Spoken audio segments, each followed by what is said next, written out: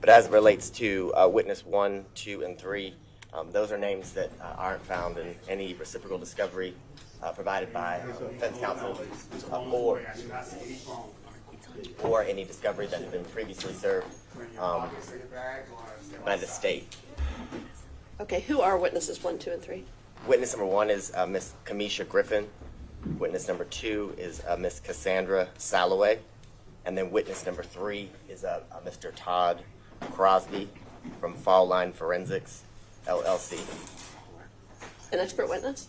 That's the state's assumption. I know, Your Honor, obviously there's the statute for discovery, 1716-4, as it relates to witnesses to be served, the timeliness for witnesses to be served by defense counsel, especially as it relates to expert witnesses and expert reports and things of that nature found in that code section. In addition, Your Honor, on May 8th of this year, Your Honor filed an order specially setting this case for trial, outlining the specifics and the requirements from each party as it relates to turning over expert witnesses and any additional motions, minus any motions in limine, which can be made at any time, either in writing or orally.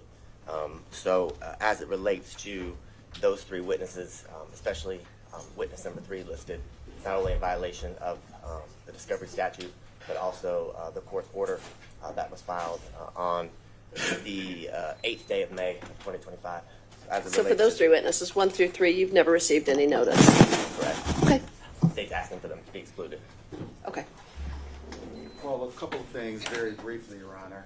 As far as witness number 1, is that Mr. Crosby? Griffin. Number 3, I'm sorry. Oh. Crosby. He is a witness that testified at a previous hearing, and the state is fully aware of him. They have his information, his resume. They know all about him, and they've known about him for quite some time now. So there is no issue in terms of surprise. That cannot legitimately be argued when they talk to him and they've seen him testify in this very matter before. As to witnesses 1 and 2, a couple things. I guess on Monday when we started, I think that was Monday, the question I asked the court was that we recently learned that the state re-indicted this case in August of this year, and I believe that was filed on September 5th of this year. So I asked, are we proceeding under the old case or the new case? And the state indicated that we are proceeding under the new case. So based on that case having been re-indicted within the last 2 weeks thereabout, the notice of those 2 witnesses is timely. It is 5 days prior to when we'd be calling them as witnesses. And if the state would like, we'd love for them to have the opportunity to speak with them prior, and we would accommodate them. But we are here to prove this man's innocence, and we have witnesses who can do that. So the remedy would not be to exclude anybody. The remedy would be to accommodate their communication, and we'll do that as well. So we ask that none of the 3 be excluded, Your Honor. Okay, I'm going to take it under advisement, but in the meantime, make those witnesses available to the state if they wish to interview them. And is that correct? Do you want to respond? I mean, in terms of the expert witness? In terms of the expert witness, I don't know of any hearing in which he testified in. If that happened, none of the 3 of us were present at that time during the testimony of that. Okay, that's what I wanted to look up. So before I rule, I'll look at all that. When do you think he testified? He testified in the hearing. Mr. Abadi was present, and that was before Judge Schwall. And it dealt with the state having gotten rid of the piece of evidence that could have conclusively been exculpating. They got rid of the car. We had a hearing about them having gotten rid of the car, and that was before Judge Schwall. And that expert testified as to trajectory.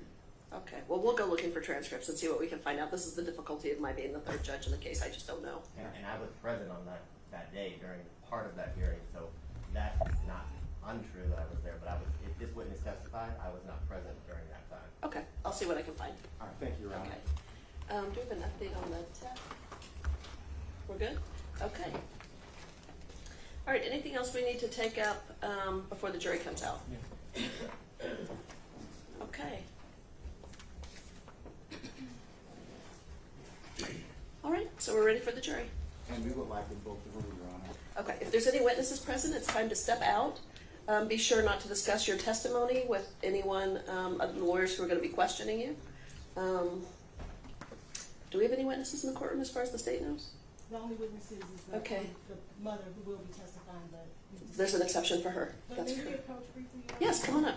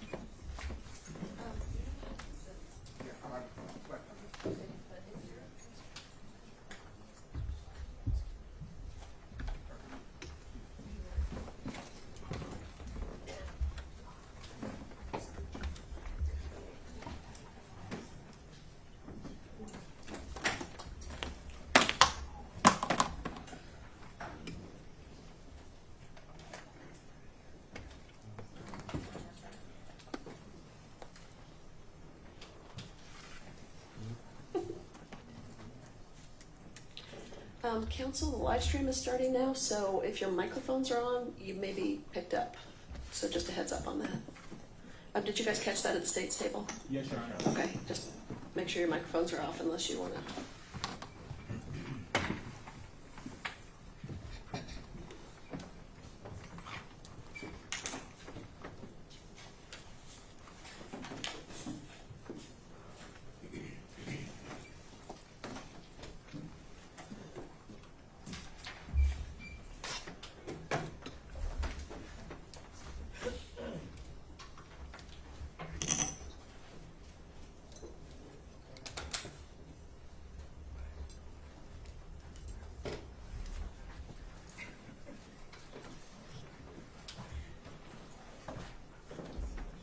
Just a general announcement for the courtroom. The media has filed Rule 22 so that they can record. No one else is authorized to make any recordings in court. So if the deputies see you with a phone out, they're going to approach you about that.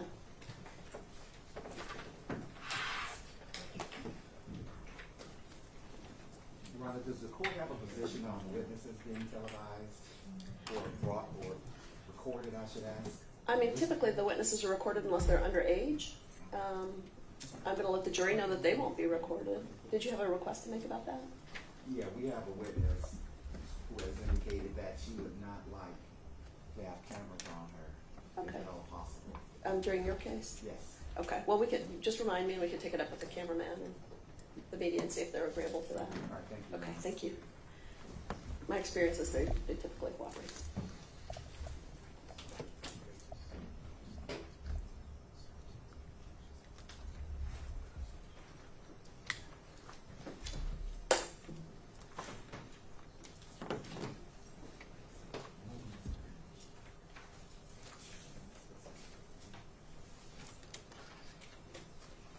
All right, for the jury.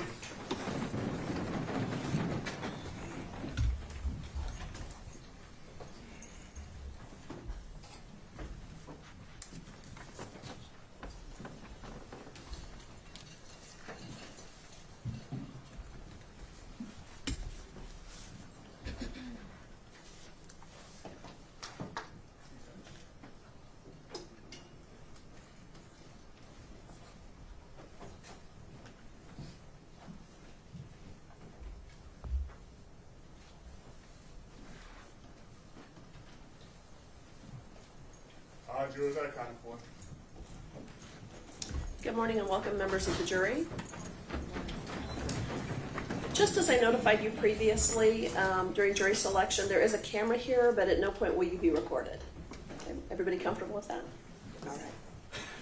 In addition to that, this case is being live streamed. What you'll see is whatever's on the Zoom, you are not included in the live stream. So there are cameras on the participants in court so that people can see the evidence, and if people are interested, they're watching on a live stream, but you will not be shown on the live stream either. So neither the media nor court staff will show you. If you have any questions or concerns, just let me know. Okay.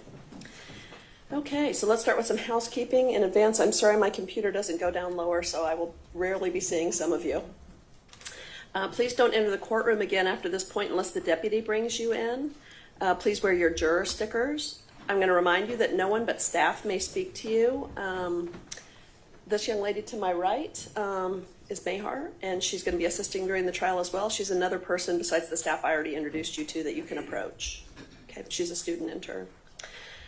If the lawyers don't speak to you in the hall, don't be offended by that. They're just not allowed to. They can greet you, and that's all. So if you have any issues, speak to a deputy or someone on my staff. Typically, we're going to start at 9:30 and we'll quit at 5. If we think that we need to have a long day, we're not going to do that without getting your permission first, because I know some of you have childcare issues. So typically, you can count on business hours or a little earlier than 5 o'clock. Okay, before we go any further, I need to give you your trial juror oath. Will you all stand and raise your right hands? Do you solemnly swear or affirm that you shall well and truly try the issue formed upon this bill of indictment between the state of Georgia and Julian Conley, who is charged with murder, 2 counts of felony murder, 5 counts of aggravated assault, criminal damage to property, 2 counts of possession of a firearm during the commission of a felony, and 8 counts of violation of Street Gang Terrorism and Prevention Act, and a true verdict to give according to the evidence, so help you God. Please say yes if you accept this oath. Yes. Thank you. You can be seated. As I warned you previously, there are going to be times that I'm reading you jury instructions. If you are a person who has benefited by taking notes, you can, but just understand at the end of trial, after all of the evidence and after all of the arguments, you're going to receive a written jury charge. So don't feel that you need to transcribe the instructions that I give you. Okay? Ladies and gentlemen, you've been sworn and impaneled, and you are about to try a criminal case entitled The State of Georgia versus Julian Conley. The prosecutor read the indictment during jury selection, and you will have it during deliberations. The defendant has pled not guilty to this indictment, and he denies every charge in it. This indictment and the defendant's plea of not guilty present the issue that you have been selected and sworn to decide. The indictment is the way that the defendant is charged with committing crimes that violate the laws of Georgia. The charges in the indictment and the plea of not guilty are not evidence of guilt, and you may not conclude that the defendant is guilty based upon the charges or the not guilty plea. The defendant is presumed to be innocent until he is proven guilty. The defendant begins the trial with a presumption of innocence in his favor, and this presumption stays with him until it is overcome by the state with evidence that convinces you, beyond a reasonable doubt, that the defendant is guilty of the crimes charged. You may not convict the defendant of any crime unless each element of the crime is proved beyond a reasonable doubt. The burden of proof is on the state to prove every essential element of the crimes charged in the indictment beyond a reasonable doubt. The defendant has no burden of proof at all, and the burden never shifts to the defendant to prove his innocence. However, the state is not required to prove the guilt of the defendant beyond all doubt or to a mathematical certainty. A reasonable doubt means just what it says. It is the doubt of a fair-minded, impartial juror who is honestly seeking the truth. It is the doubt based upon common sense and reason. It does not mean a vague or arbitrary doubt, but it is a doubt for which you can give a reason, based on consideration of the evidence or a lack of evidence, a conflict in the evidence, or any combination of these. My role is to determine the law that applies to this case. I will instruct you on the law that you must apply to the facts in reaching a verdict. I'm giving you some of these instructions now. I will give you more detailed instructions at the end of the trial. You must decide the facts of this case from the evidence presented and then apply the law that I give you to those facts. Evidence is how a fact is proved or disproved. Evidence can be either testimony or exhibits. Testimony is what you hear from people who take the witness stand and swear to tell the truth. However, the questions the lawyers ask the witness are not evidence. Exhibits are documents, photographs, and other physical items that are admitted during trial. I will admit evidence according to the rules of evidence. The lawyers are advocates for their clients, and they have a duty to represent their clients to the best of their ability. They must follow the rules of law, trial procedure, and evidence during the trial. They may make motions or objections if they believe that any rule is not being followed. What the lawyers say in making or responding to objections is not evidence. If the lawyers make objections and I overrule it, that means that the evidence is admitted and you may consider it. If I sustain an objection, this means the evidence is excluded from the trial and you may not consider it. You should consider only the testimony and only those exhibits that are admitted. You should not assume or infer anything about the evidence which I have excluded. If you happen to hear or see evidence that I end up excluding from the trial, you must disregard it entirely in your deliberations and in arriving at your verdict. None of my decisions and nothing I say during the trial are evidence. Sometimes I may need to deal with the lawyer's motions or objections without you being here in the courtroom, so I will excuse you to the jury room. We'll try to limit such interruptions, and we ask you to please be patient when they do happen. This is the part where I always tell you guys you're going to be mad at us through most of this trial. We're going to have a lot of conferences where we need to send you out. We're going to tell you it's going to be about 10 minutes, and then it's going to be 20. So please understand that we're doing our best and we're being as efficient as possible, but know that you are going to be removed more often than you like, and that's just part of trial, okay? The trial will proceed as follows. First, the attorneys may give what are called opening statements. Opening statements are not evidence. The state goes first because they have the burden of proof. Second, the evidence will be presented. Third, the attorneys may give closing arguments. They may also point out evidence they believe supports their position. What the lawyers say in closing arguments is not evidence. Fourth, I will explain to you the specific law that applies to this case. I will then ask you to go to the jury room to deliberate and reach your verdict. It's important that you pay close attention during this trial. If you cannot hear or see any evidence, or if you are suffering from any discomfort that distracts you, please inform me or the deputy, and we will do what is needed to make sure that you can hear and see the evidence and give it your undivided attention. If you need a break at any time, please raise your hand, alert the deputy, or simply just catch my eye. You must decide this case based only on the evidence admitted during the trial and the law that I will explain to you. You may not conduct any research on your own about this case or about any people or places mentioned during the trial. You may not visit places mentioned in the evidence. You may not use any outside sources such as dictionaries, Google, social media, ChatGPT to get information about this case. You may not use any outside sources to research legal terms or the law. Finally, you may not read or listen to any accounts of this trial that may appear on your computer, your phone, in print, or on the radio. So anything that's in the media while you're in this trial, you need to disregard and avoid. You may not discuss this case with anyone, including family and friends, or let anyone discuss the case with you or around you. This includes discussing or sharing information on social media. You must not discuss this case, even amongst yourselves, until the actual deliberations begin. That is, after you have heard all the evidence, arguments, and the law that applies to this case. You have pens and notepads. Please keep in mind, you may take notes. If you take notes, please do not let your note-taking distract you from paying attention. You may not share or discuss your notes with anyone until you start deliberating at the end of the case. And notes are not evidence, they're only memory aids. They are not more important than your own impression or memory of what the evidence may have been. While you may consider another juror's notes to refresh your memory, you should rely on your own memory of the proceedings. Don't be influenced by the notes of other jurors unless their notes help you in determining your own independent memory. You must leave your notes in the jury room, except when you're in the courtroom. My staff will destroy your notes at the end of deliberations.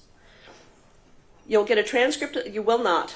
This is important because it's not television. You will not get a transcript of witnesses' testimony, so you must remember in a way that works best for you what they said on the witness stand.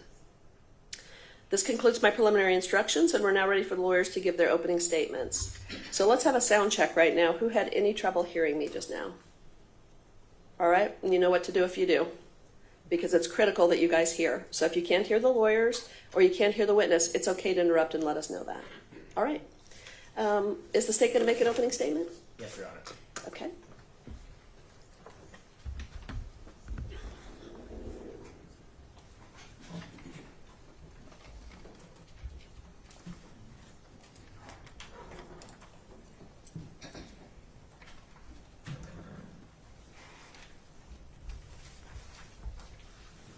That goes for the screen too. If you can't see the screen, let us know.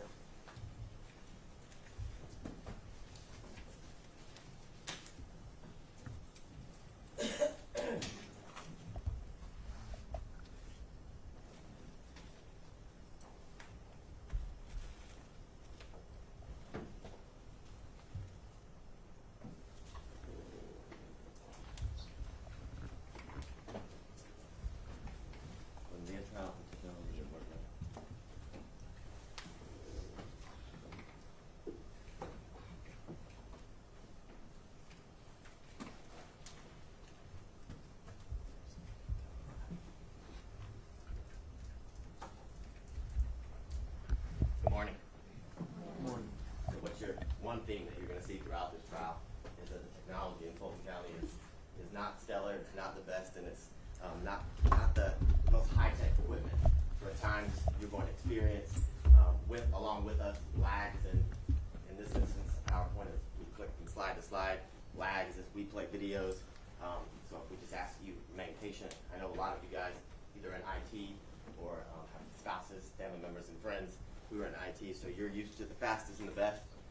You're in the wrong place for that. So I'll apologize on behalf of all the parties in advance.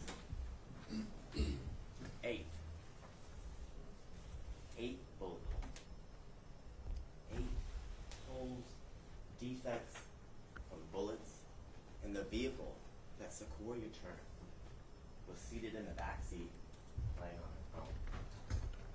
8 bullets fired into the Jeep that Mr. Omar Ivy was driving, that her mom, Charmaine Turner, was seated in the front passenger seat, and little 8-year-old Secoriea Turner seated in the back seat, doing what 8-year-olds do, playing on a cell phone, looking at TikTok.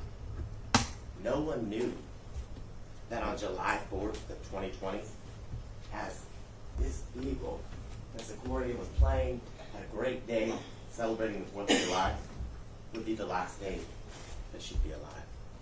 No one knew that this would be the last moments that Secoriea Turner would get to play on TikTok, would get to make a TikTok, would be the last moments that her mother, Charmaine Turner, would hear her laugh.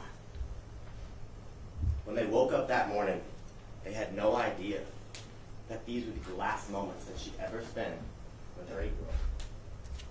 And why? Because the conscious, intentional, and deliberate actions of this defendant on July 4th of 2020, when he consciously and intentionally pointed his rifle, AR-style firearm, at the Jeep as it traveled around what you'll learn and hear about throughout this trial, a makeshift barricade blocked off by large orange blocks and orange cones that we see on the roads for construction. When the Jeep that Secoriea Turner did not submit to the authority of this defendant and his gang members, he intentionally pointed and pulled the trigger of this AR-15 style rifle, firing it into the vehicle that Secoriea was just trying to get home. Get home to continue to celebrate the 4th of July, that fellowship with her family like we all do on the 4th of July, celebrating America and fireworks and fun. But that all ended because of the acts of this defendant. One bullet that traveled through the back of this Jeep, traveled through the trunk, traveled through the seat, and traveled through the back of 8-year-old Secoriea Turner, killing her on July 4th, 2020.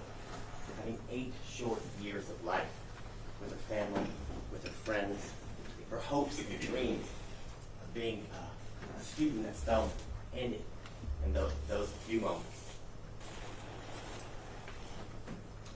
Now, what you're going to learn through the course of this trial, and the evidence is going to show, is that little Secoriea, she loved to dance, she loved to play on TikTok, she loved to make TikToks, she was happy, she was full of life, she was full of joy. She loved to read, she loved to learn. And because she loved to read and learn, she had already decided that she wanted to be a student at Spelman. And would talk to her mom all the time about how excited, even though she was 8, that she was going to college at Spelman here in Atlanta. She loved her family. And all of that came to an end because of the senseless gun violence, the senseless, deliberate actions of this defendant when he fired his rifle into the vehicle that Secoriea was traveling in. Now, I want to talk to you, and we covered some of this yesterday and the day before on Monday, about the summer of 2020 and what was going on not only throughout the country, but specifically here in Atlanta. It was a time that most of us had never experienced. It was an unprecedented time. It was a time where we were going through a global pandemic. We were experiencing surges during the summer of COVID-19. In conjunction with that, we were experiencing civil unrest because of protests that were supporting, rightfully so, racial injustice, trying to fight for change. But during the summer of 2020, as we moved into July 4th, at 1238 Pryor Road, near the Wendy's, Rayshard Brooks was shot and killed. And as a result of him being killed, that Wendy's the next day, on June 13th, was burned out.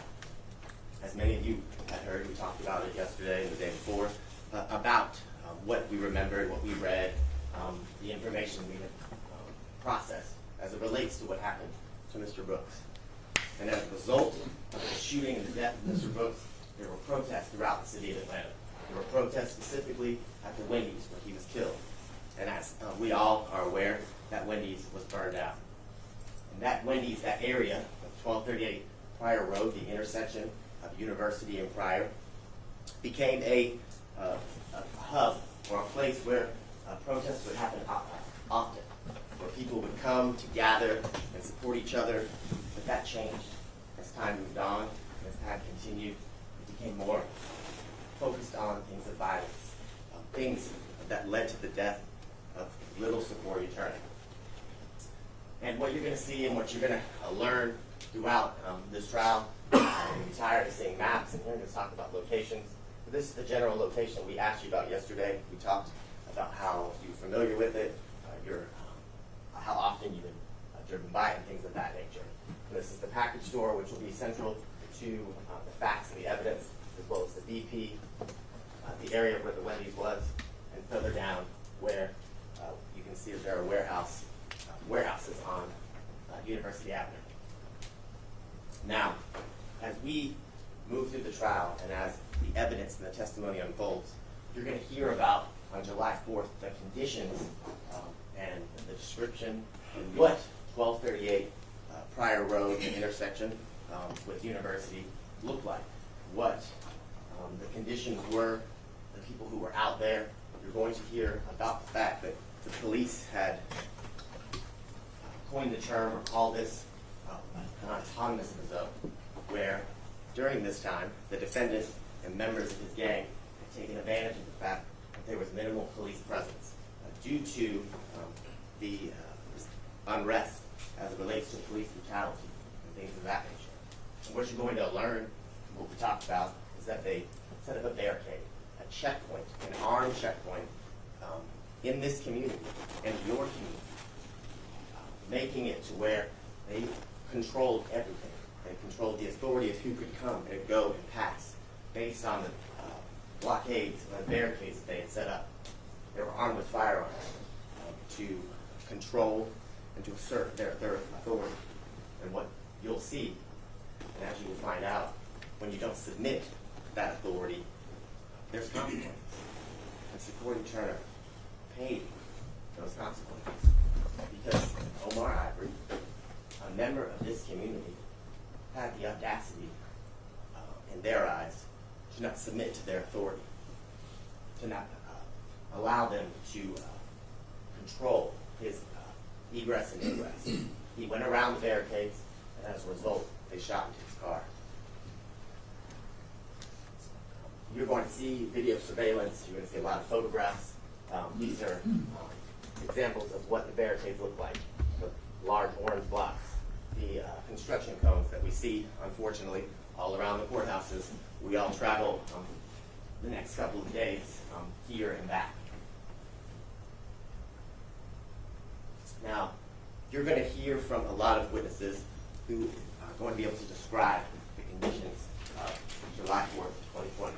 Members of this community, employees and people who work in the area. You're going to hear from Gerald Kembor, who is a individual, a male who had been a MARTA bus driver at this time. He had worked with MARTA and was very familiar with the city and drove many routes throughout the city. On July 4th of 2020, his route included the University and Pryor Road area and stops. He's going to talk about the barricades that he experienced, the having to ask permission to move throughout the city in that area, that he saw individuals armed with rifles that he was forced to stop. And the only way he could ever get through is if he asked permission, and he was granted that permission. You're also going to hear from members of that community, Chris and Samantha McCord. And you're going to hear about their experience on July 4th of 2020, when they attempted just to go home, just like Secoriea and her family, just to get across the barriers right over the second blockade where their home was. And they were denied access. Chris and Samantha McCord are going to talk about the fear that they felt, the anger that they felt, that they couldn't go to their home in their community that they had invested in, that they loved, that these people were preventing them from enjoying what they helped build and create. You're going to hear from Mr. McCord and Mrs. McCord to tell you that the firearms that the individuals, to include the defendant, pointed at their heads and at their vehicle, as they told them they weren't allowed to pass through, how they told Mr. McCord he was acting disrespectful, and how they made Mr. McCord turn around. What you're going to learn is shortly after the McCords were not granted access is when Secoriea and her family were driving in the area. What Charmaine and Mr. Omar are going to tell you is that they had spent the day with family. They had spent the day having fun on the 4th of July at Miss Turner's mother's house, that the family had gathered. They barbecued. They had shot off fireworks. They did what most people do on the 4th of July. And that they were coming home roughly a little after 9:30, and they got off at Pryor Road and University Avenue, exit off I-75. And they got up there, because their home was not far from it, and they needed to stop at the local package store, the All-American package store. And as they drove up to the intersection, Mr. Ivory will tell you that in looking at it, he believed it was closed. He saw that some of the windows were dark and boarded up. So he didn't stop there, is what Ms. Turner and Mr. Ivory will tell you. And what they'll tell you is they were going to go home. That their house was on the other side of the barricades, and they hadn't encountered the barricades before. They saw them, and Mr. Ivory will tell you that as he approached the area where the barricades were, he went around, he didn't stop, he went around the first barricade, and as soon as he did that, there was gunfire at his feet. They'll tell you the fear that they felt. They will tell you the moments in which the gunfire is entering their vehicle, going past their heads and their bodies, and how they survived by the grace of God.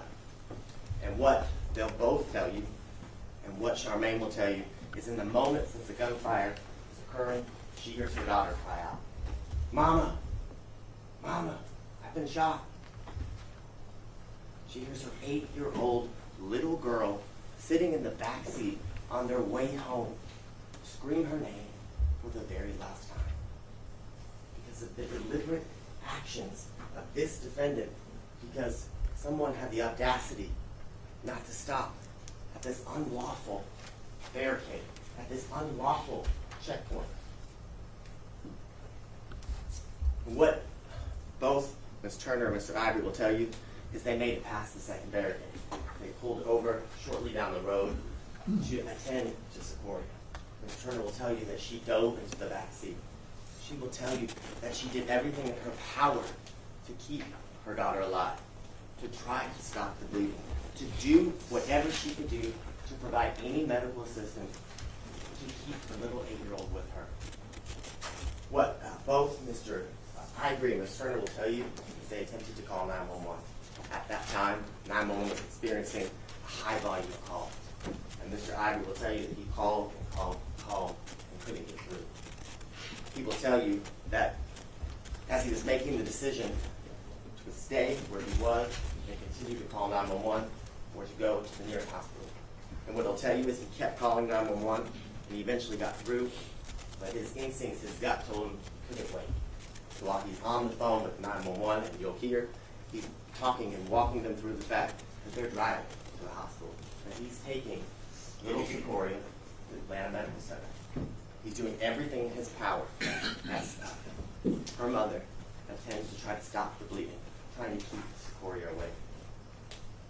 Now, the evidence will show, and you'll hear from officers and detectives, that Mr. Omar did arrive at Atlanta Medical Center. When he arrived, he was followed by an officer who was close in the area, who saw Mr. Ivory kind of speeding through the city, down Boulevard, and into Atlanta Medical Center. And you'll see and hear from this officer, you'll see his body cam of the urgency in which they arrived, and you'll see the moment that Secoriea is taken from the back seat. She's rushed into the emergency room, and what the evidence will show, what the testimony will be, is that they tried everything medically possible to save this little girl. They tried everything. But nothing they did could stop, could fix what this defendant did, this little girl. You will hear Mr. Charmaine and Mr. Ivory about the moments when they find out that Secoriea didn't make it. That she was never going home. That they were going to be leaving the Atlanta Medical Center without their 8-year-old little girl. And Ms. Turner will tell you how awful that moment was, how it changed her life and her family's life forever, how nothing has ever been the same since Secoriea's death. You will hear from additional officers who responded to the Atlanta Medical Center because of the call of little Secoriea arriving with a gunshot wound to the back. You will hear from detectives from the homicide unit, how the investigation began, how Sergeant Epps was the first officer with the City of Atlanta Police Department to arrive right behind Mr. Ivory, Ms. Turner, and little Secoriea, and how he notified homicide, and how the investigation began, unfolded, and moved from the scene of where Secoriea died to the scene of where she was shot. Near the Wendy's at 1238 Prior Street. And what the evidence and testimony will show, and what will be admitted into evidence, as I said, 911 call, both from Mr. Ivory as well as from Mr. McCord and his wife. You will hear about statements witnesses made on the scene, and they'll testify in court about it. You will hear about the defendant's distinctive clothing, a very important piece of evidence as to how the detectives with the City of Atlanta Homicide Unit are able to track and identify this defendant. You will hear about the defendant's actions after the shooting. And you will hear about statements this defendant made with his counsel during a press conference shortly after Secoriea was murdered. Now, the timeline of events will be set up by the 911 call. That's where the chronology starts, relates to the investigation, and Detective Julian Shepard, who was assigned as the lead detective in the homicide unit. And he will tell you he was able to locate the call at approximately at 9:45 p.m. from Mr. McCord, referencing how he'd been held at gunpoint, how guns had been pointed at him and his wife's head at their vehicle. You will hear about the 911 call through Detective Shepard that he was able to locate that Omar made. And like I said, you hear about the hardest decision Mr. Ivory had to make in determining whether he should remain and continue to try to get a hold of 911 or attempt to get the quickest medical care by driving Secoriea to the City of Atlanta, to the Atlanta Medical Center. You will also hear, again, from Sergeant Epps, who will talk about how he saw the Jeep speeding, how he could tell based on the way that the car was driving and his training experience that this car was trying to get medical help as fast as possible. And Detective Shepard will talk about the first steps that he took after being assigned the lead detective in this case, how he attempted to canvass the scene and talk to witnesses, how the crime scene was photographed and processed, and evidence was collected. He will tell you, along with several crime scene vets that responded, about the area, and when they arrived, they had to move quickly through the scene because it wasn't safe. There were still members of the community, there were still members of the violent protests that night with guns on scene. So, as they are focusing on processing the scene, they're also focused on their safety and making sure that they can do their job in the safest way possible for everybody still remaining out there. And Detective Shepard's going to tell you about the difficulty he had in canvassing and speaking to witnesses, the unwillingness of people to provide information, and how that affected his investigation, and how he had to move through his investigation in different ways and look for evidence in ways that he typically has not done in the past. He will tell you about his interview with Miss Charmaine Turner that we talked about. He will tell you about his interview with Mr. Ivory. He will talk to you about his interactions with Mr. McCord and his experience that night on July 4th. He will also talk to you about the members of his team in the City of Atlanta Homicide Unit and how they assisted, and how members of Homeland Security, specifically you'll hear from Investigator T, how he assisted in the process, how he utilized all different units throughout the City of Atlanta Police Department in order to get justice for little 8-year-old Secoriea Turner. He started because of the resistance that he was receiving that night as it relates to witnesses speaking, as to finding people willing to make statements. He did a Be on the Lookout, a flyer that was distributed through the media, through news outlets, on social media, asking for anyone to come forward to assist in any information as it relates to the death of Secoriea Turner. He will tell you that he continued to receive information. He will tell you he continued to canvass the area for any video surveillance that could have captured anything that happened during the moments of Secoria's death. And what he'll tell you is that an assisting investigator with Homeland Security, Investigator Jason T, was able to recover and extract several hours of footage from the surrounding businesses through just doing knock and talks, asking for help as it relates to the owners of the All-American Package Store, the owners of the BP gas station, and a warehouse that was just past the area of the second half of the barricade, just past the area where Omar Ivory had pulled off to the side as everyone tried to save Secoriea. And what you will see and what you will hear about is the angles and the footage that was able to be recovered. And I know we're all used to CSI and all the other different crime scene shows that are on TV with our 4K and clear as ever video surveillance, rings that seem to capture, ring cameras that seem to capture everything, even if there isn't movement, even though they're supposed to be motion activated. But you will learn, ladies and gentlemen, that's TV. That the camera footage that we were able to locate as it relates to the moments before, during, and after Secoria's death is not 4K. It doesn't capture every angle on the scene. It doesn't capture outside of certain areas where the cameras don't reach. What you're going to notice is that the cameras are not as clear as it shows on Criminal Minds, capturing every angle and aspect of someone's face, clothing, and things of that nature. What Detective Shepard will tell you is that after Detective T was able to locate the video surveillance from the 3 businesses, he then watched hours of footage, having to piece and connect the footage together so he could get a full 360, 180 view of certain angles so he could get justice for Secoriea. This is the view he was able to get from the BP gas station, and just on the left of the screen is just outside of this camera would be the warehouse where he was able to pull video surveillance and pointed in the direction of the BP. That's what we're seeing here.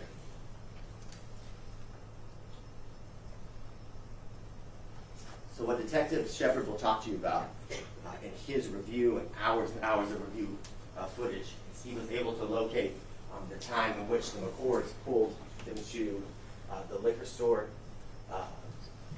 parking lot after they had experienced being held at gunpoint, after they had been told they couldn't come through, after they were made to turn around. And you'll see on the video surveillance, the reports get out, looking confused, scared, wondering what happened, why they weren't able to move through.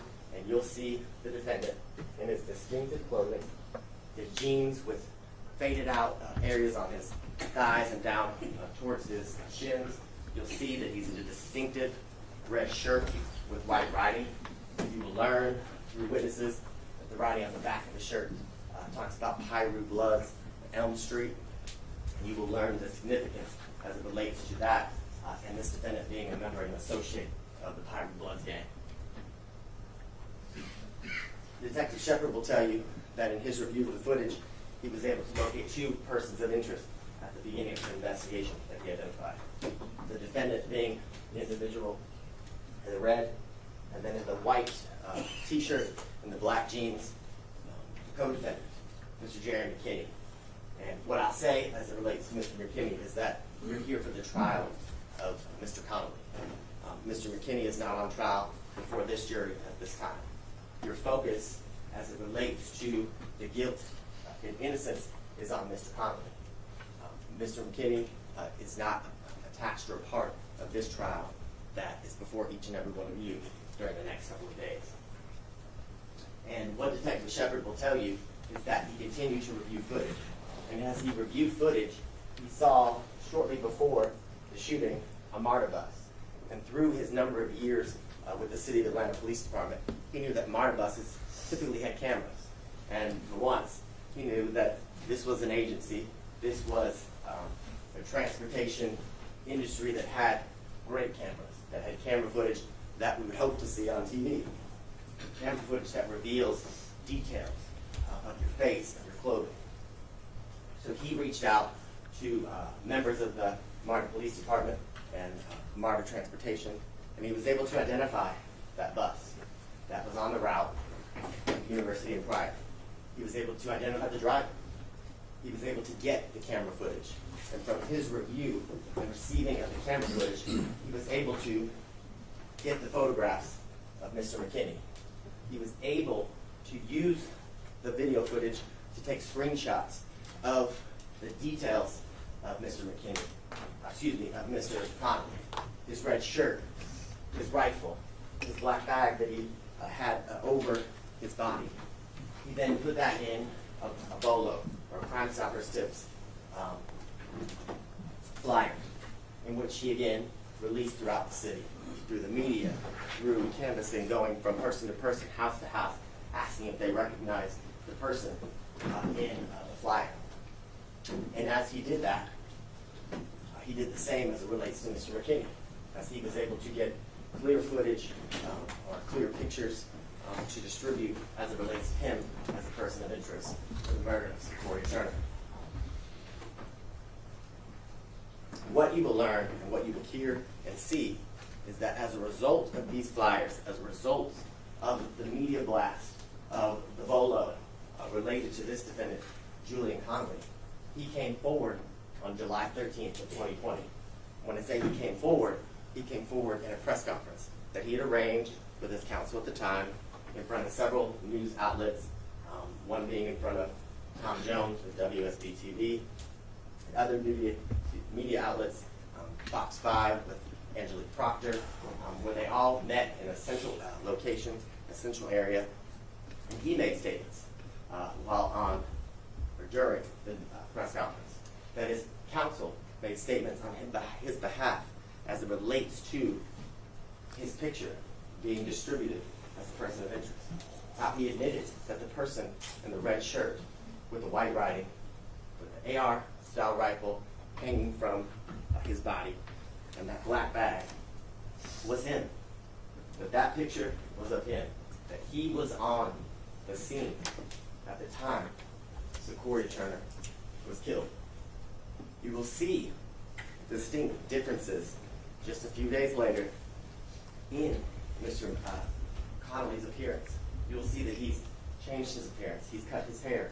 It's nothing like the photos that you see, that you saw previously, where he had longer hair and twists that were coming down. And like I said, he made statements as it relates to identifying himself in the video that had been distributed by the City of Atlanta Police Department. And what Detective Shepard will tell you, again, the distinct difference in his appearance on July 4th and July 13th during the press conference. And as Detective Shepard saw, like all of us, we happened to be watching the news, watched it live, learned information, and took that information and added it to his investigation. Added it to the hours and hours of video footage that he had watched. Because he now can identify the individual that he saw shooting at the vehicle in the red shirt with the white writing and the large rifle as Mr. Ivory passed through and around the barricade. And what Detective Shepard will tell you is that a day and a half later, from the conference that the defendant held, he took out arrest warrants. And what Detective Shepard will tell you is that a common practice is once arrest warrants are taken out, they're turned over to the Fugitive Task Force team for assistance in locating and apprehending a suspect in which warrants have been sworn out for. And what Detective Shepard will also tell you is that as that was done, as the Fugitive Task Force began to do their part of the investigation in locating the defendant, the defendant's attorney, Jackie Patterson, who now goes by the fly lawyer Patterson, as you will hear. During that time, he reached out and arranged for Julian Conley to turn himself in. And then on July 15th of 2020, the defendant was taken into custody and placed under arrest. Now, you are also going to hear from experts that will be utilized during the state case in chief. You'll hear from the chief medical examiner, Dr. Karen Sullivan, and she will talk to you about the autopsy that she did on 8-year-old Secoriea Turner. She'll talk about the cause of death, which was the gunshot wound that she received in her back. She'll talk about the manner of death, how she classified it as a homicide. She will describe to you, and you will hear about a rifle projectile that was removed from Secoriea's little body. And she'll talk to you, and you will see photographs of the hole and how large it is. And she'll tell you that's typical, not unusual, an individual shot with a high-powered rifle round, like Secoriea was. You will hear, toward the end of this trial, from Sarah Van Holm with the Georgia Bureau of Investigations. Ms. Van Holm will talk to you about her expertise and what she's been doing at the GBI for a number of years. That she's a firearms examiner, and that she has examined, analyzed, and made determinations about hundreds of different projectiles and ballistics evidence that she has compared. She will tell you that she received a number of ballistics evidence collected from the crime scene where Secoriea was shot. She will tell you she received that projectile that was removed from Secoria's body. And what Ms. Van Holm will tell you is that in her comparison of 7 shell casings, cartridge casings, as Ms. Van Holm will call them, in her comparison of those shell casings, she will be able to tell you that all of them came from one gun and that they were all fired from an AR-15 rifle. She will also tell you that the single bullet that was removed from Secoria's body is consistent with being fired from an AR-15 style firearm. Same caliber of ammunition, 5.56, 45, as the 7 shell casings that were collected from the scene. You will also hear from another member of the GBI back in 2020, Jared Coleman. You will hear about his qualifications. You will hear about his experience and his training in gangs throughout the country, throughout the state of Georgia, and the number of years that he has worked and documented different gang members, identified different signs, and things of that nature. And he will tell you about how he's able to make this determination about the gang evidence that he reviewed, about how the gang element is connected to and part of the cause of Secoria's murder. He will tell you about what we talked about here today, that members of the Pyru Blood gang seized control of the intersection of University and Pryor. He will tell you that that seizure of that intersection was to admit a dominance, gain a position of dominance of that territory, of that area where Mr. Brooks was killed, and his connection, God bless you, to Ivory Bloods, and how that this seizure was done via the armed checkpoint. And he will talk about the importance of a refusal to submit, a refusal to recognize the authority of these gang members, and how that refusal is met with violence, and here specifically gun violence. Now, as the judge mentioned earlier, again, this isn't like TV. The technology, as you've seen throughout this presentation, is poor.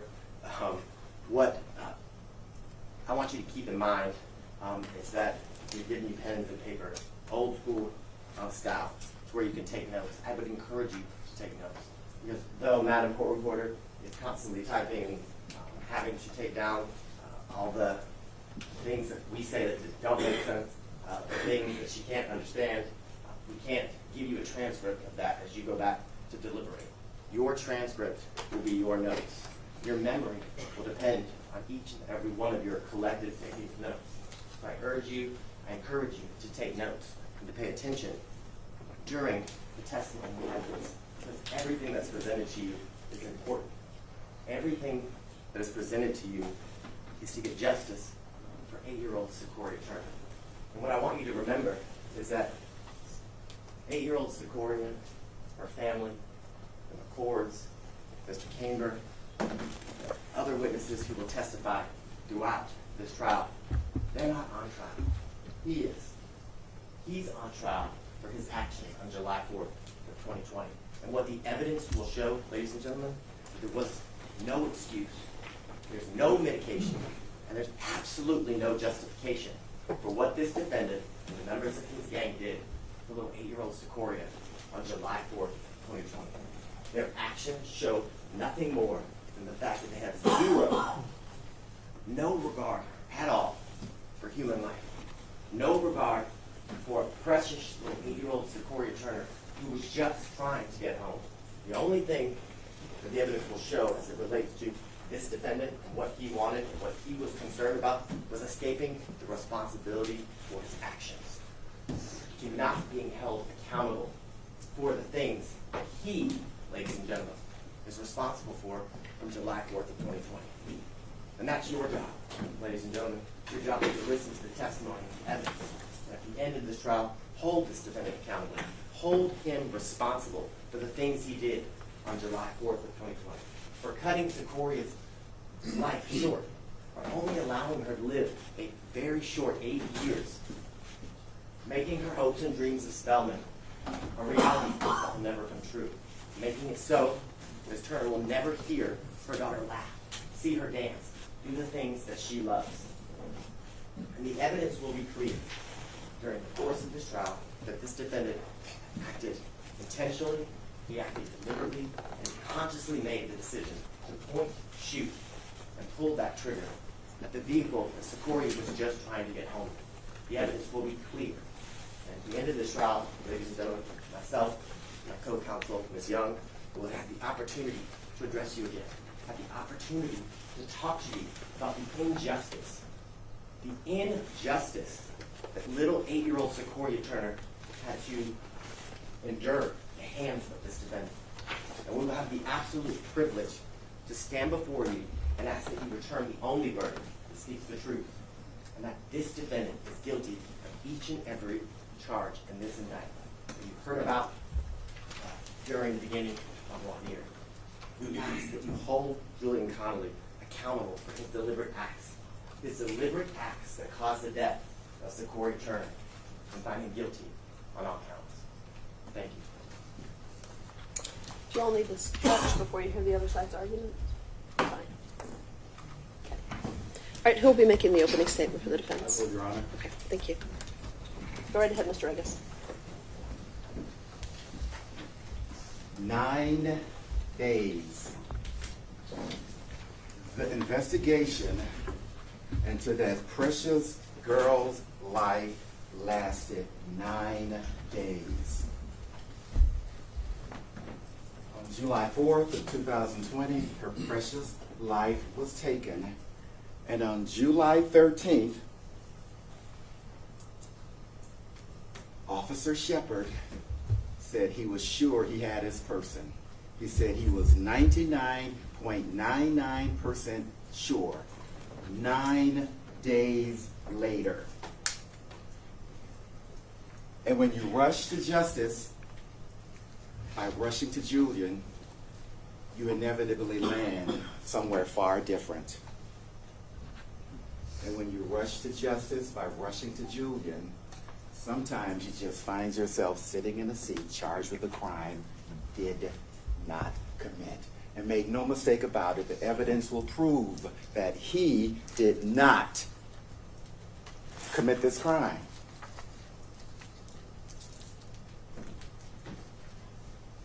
And we are going to prove it. The math, the mother, and the man behind the wheel all agree, or at least they did, that Julian didn't do it. The math, the mother, and the man behind the wheel, they all said it, or at least they did, that he did not do it. We're going to start with the math.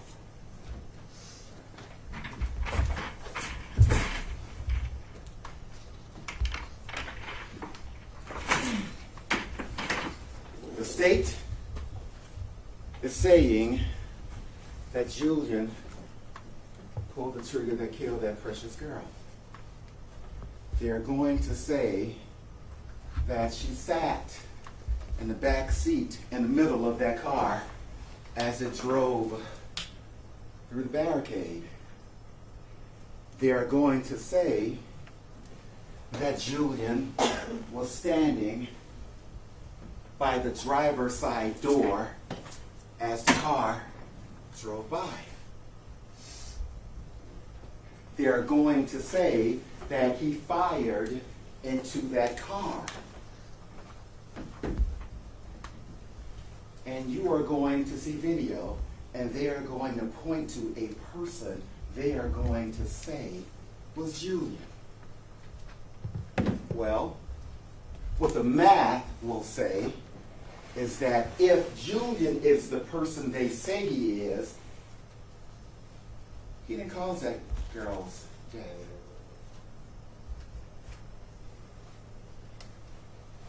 She was, and there'll be no dispute about this, a beautiful, beautiful 8-year-old girl. And that did not deserve to happen to her. But more than one thing can get you at the same time. What happened to her as she sat in that car seat should not have happened. And what is happening to him as he sits in that seat should not be happening. What the math will tell you is that if that person is him,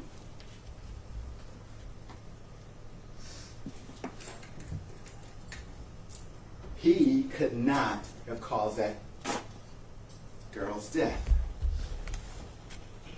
Because if he is firing, as the evidence will show, and they'll have a medical examiner to testify about the fact, if he's standing and firing at the driver's side door, their medical examiner is going to tell you that the bullet entered that beautiful young girl from right to left, from low to high, from back to front. What that medical examiner will tell you is that the person who fired that shot, that trajectory is consistent with a person being on the right side of the car or near the back right side of the car to create a low to high, back to front, right to left trajectory. The evidence is going to show that a person standing by the driver's side door could not create that. But beyond the math, On that night, as they rushed to the hospital,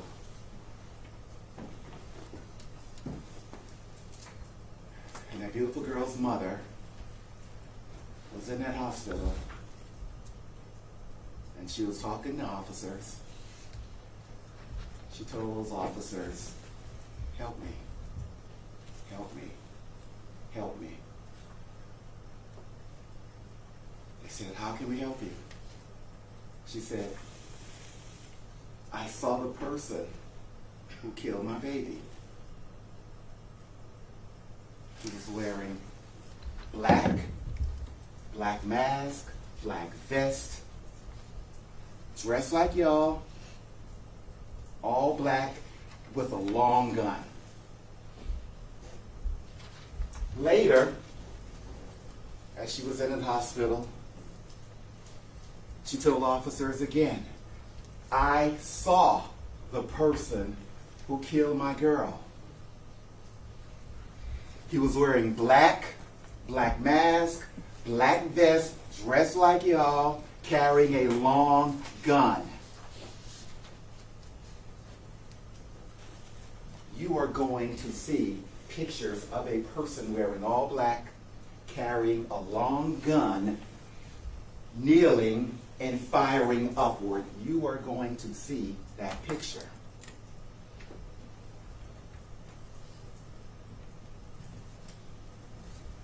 You rush to justice by rushing to Julian. Sometimes you don't bother looking at the evidence along the path. Because, as the evidence will show, the mother, and even the man behind the wheel say they didn't do it, or at least they did. In addition, they talked to that young woman the next day, the next couple of days at her home, and she repeated it. She repeated it. She repeated it.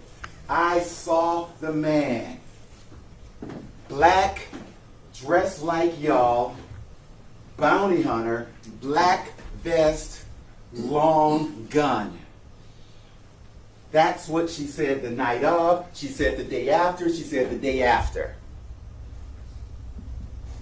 And so did the man behind the wheel. They talked to him. And he said, "I saw the people who fired into that car. They were wearing black. They were dressed like bounty hunters. And they had long guns." That is what he told them. That is what he told them.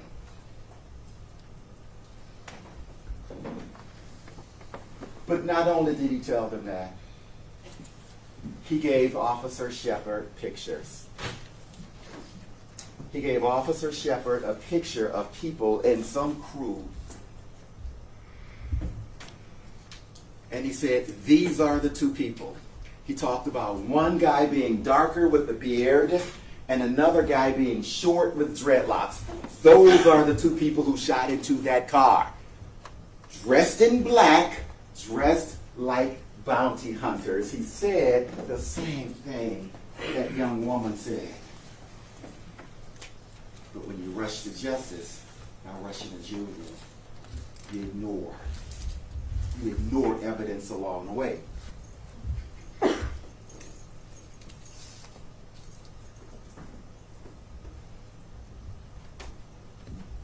July of 2020, that was a different time.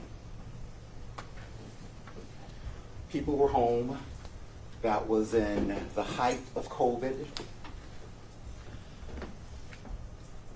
And as the state indicated, that was what the police called an autonomous zone. And what the evidence will show, that will be a very generous description, for they just gave it up and said, "Y'all good over there." They provided no protection. They provided no security, they provided no peace. They allowed that area to police itself. They call it an autonomous zone, but again, that's very generous. They abandoned their responsibility. They abandoned their duty. It was July 4th. It was Independence Day, as the state said. But the evidence will show it was more than Independence Day. The evidence will show it was almost Independence Month. They were independent of law enforcement. They were on their own, not by choice, but because they were left no choice.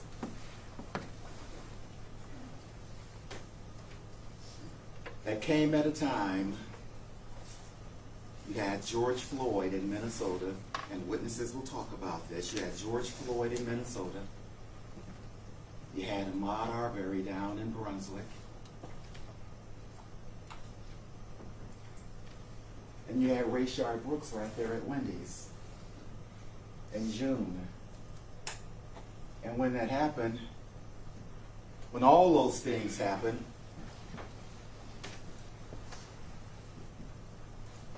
people congregated at the scene of the Rayshard Brooks shooting. They congregated at that Wendy's for one night, for 1 week, for 2 weeks, for 3 weeks. They stayed, many of them stayed overnight.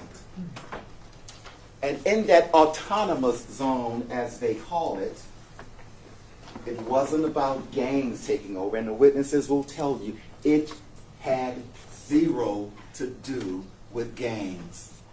In fact, as it was Independence Month, what you had in that community was, in their eyes at least, and they'll tell you, the community felt like it was winning. And not just winning, it was winning finally. They saw George Floyd. They saw Ahmaud Arbery. They saw Rayshard Brooks. And in that area, they had tents. They had grills. The community was feeding itself. You even had people who planted a garden. They were trying to provide haircuts for kids. They even had a porta potty they had there by the Wendy's because it was Independence Day, but it was Independence Month. Not by choice, but because they were left no choice. And as they took care of themselves and stayed there and tried to, as they'll say, have their voices heard for once, be seen, be seen.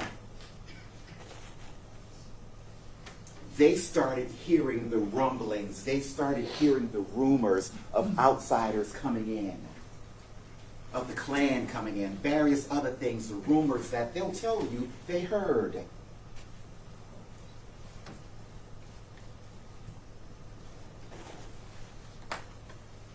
They're not going to show you any evidence of any defendant bringing in a barricade. The barricade was left by the city because it was Independence Day, but it was Independence Month because law enforcement said, nah, y'all good over there. So they brought barricades.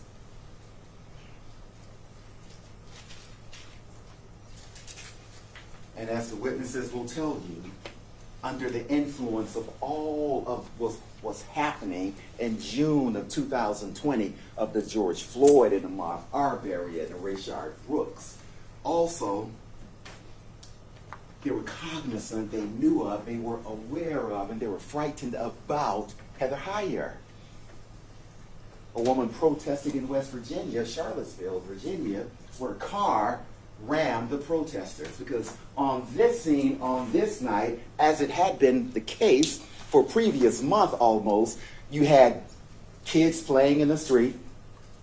You had people cooking out, kids doing cartwheels, and families cooking and sharing food. This area is about 50 yards. It's less than a football field, 50 to 100 yards from beginning to end of that barricade. And that was the area. You'll see the video. Because it was Independence Day.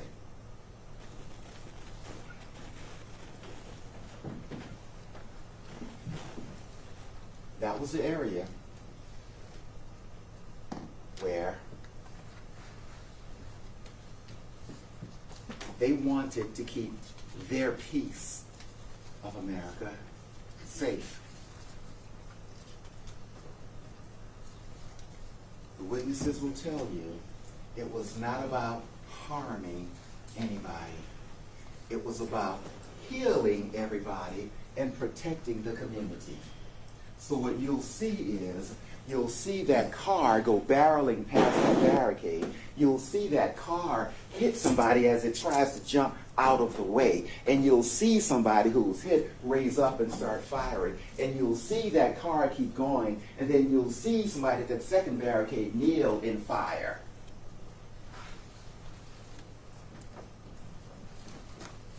All they wanted to do was keep that area safe.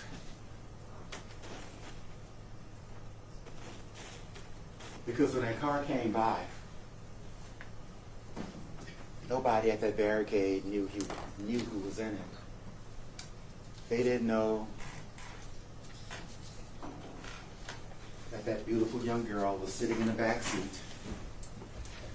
All they knew, and they'll tell you, was that car come barreling past.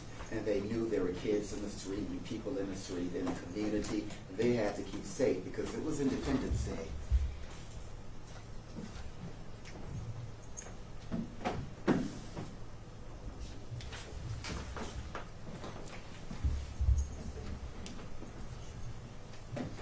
As the evidence will show, 9 days into what should have been a thorough investigation, Officer Shepard said that he was 99.99% sure that Julian Conley fired those shots into that car.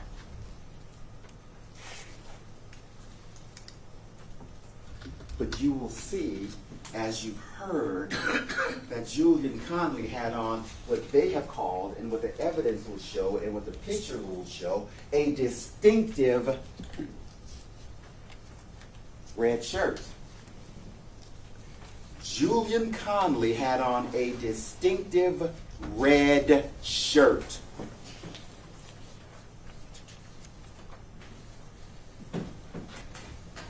But when you rush to justice by rushing to Julian, you ignore the fact, as the evidence will show, that the mother, and the man behind the wheel all said something different. Because what the mother said was all black, dressed like a cop. What the man behind the wheel said was all black, dressed like a bounty hunter. What the man behind the wheel showed pictures of were people in all black, dressed like a bounty hunter. But he had on distinctive red. But what happened? The evidence will show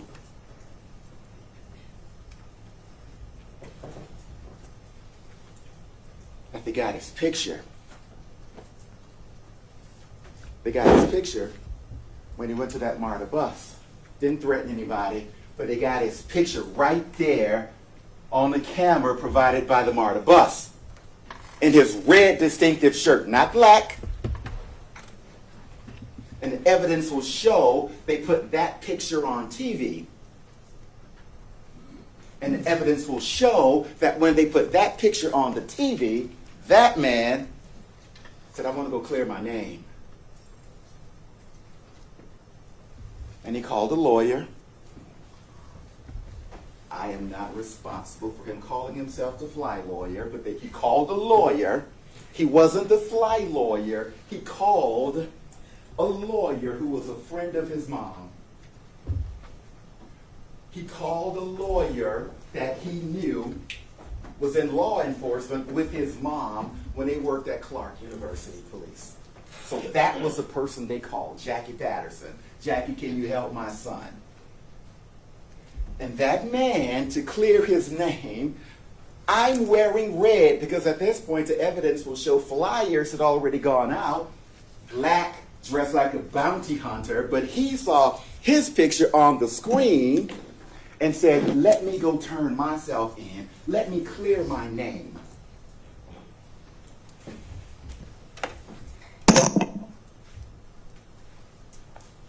And when he did that,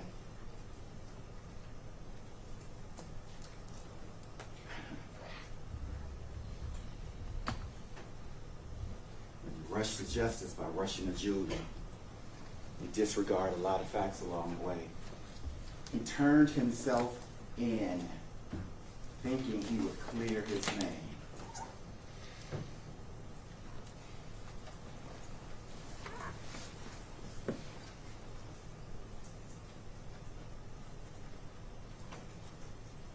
When Officer Shepard made that statement 9 days later about being 99.99% sure, that was before he'd even requested to view the results of the autopsy. Because, again, when you rush to justice, you don't have to wait for details. Before he got the results, before he'd seen the results of the medical examiner, he already made up his mind.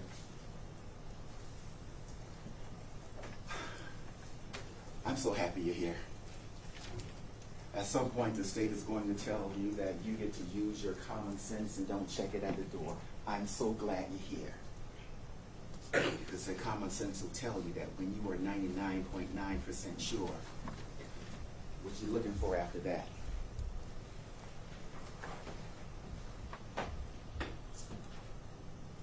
So when he made that statement about being 99.9% sure and saying that Julian was standing by that driver's side door firing into the car, he didn't know at that point that the bullet entered from right to left, low to high, back to front.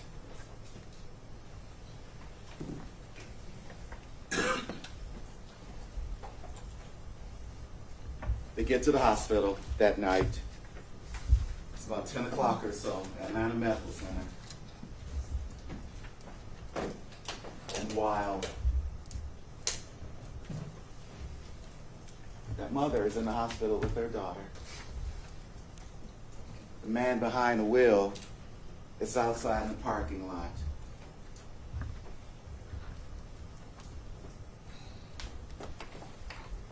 And he's telling them from outside in that parking lot, I'm going to have a lawyer tomorrow. His exact words were something along the lines of, I'm going to have a top flight lawyer tomorrow, zero money down. We're talking hours from the time that beautiful girl was shot.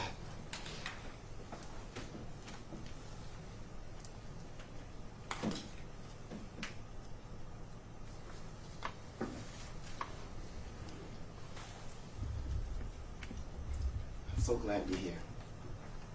So glad you're here. Because although, as the evidence will show, that I guess they call him Detective Shepard, concluded his investigation in 9 days, it's not over. It is not over. Because he doesn't get the last word. He doesn't get to say that you're 99.9% sure. You will get to examine all the evidence. You get to hear all of the witnesses.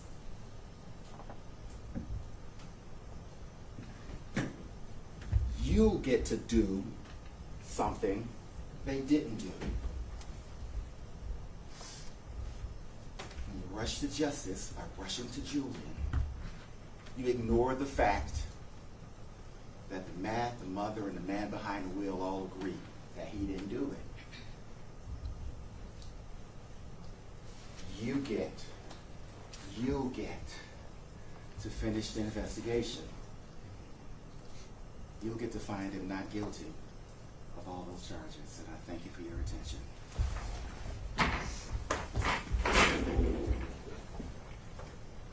Thanks, everyone. Do you need a break before we start with our first witness?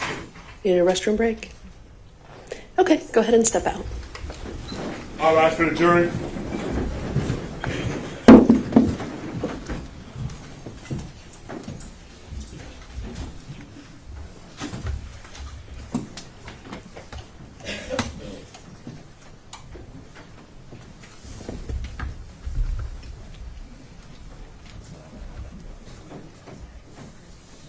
Can I see the attorneys at the bench for just a sec?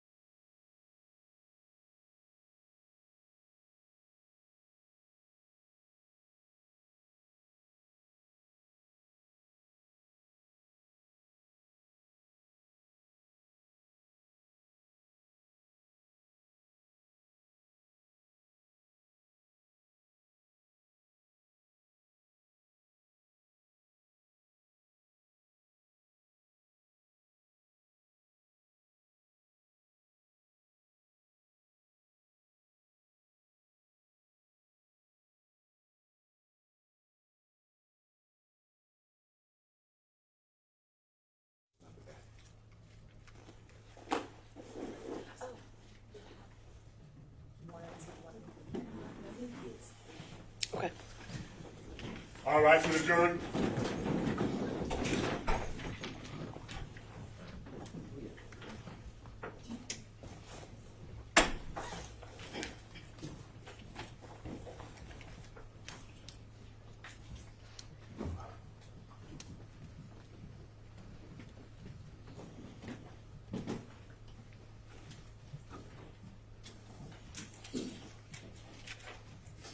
Okay. Ready to call your first witness? Thank you. Everybody be seated. Do you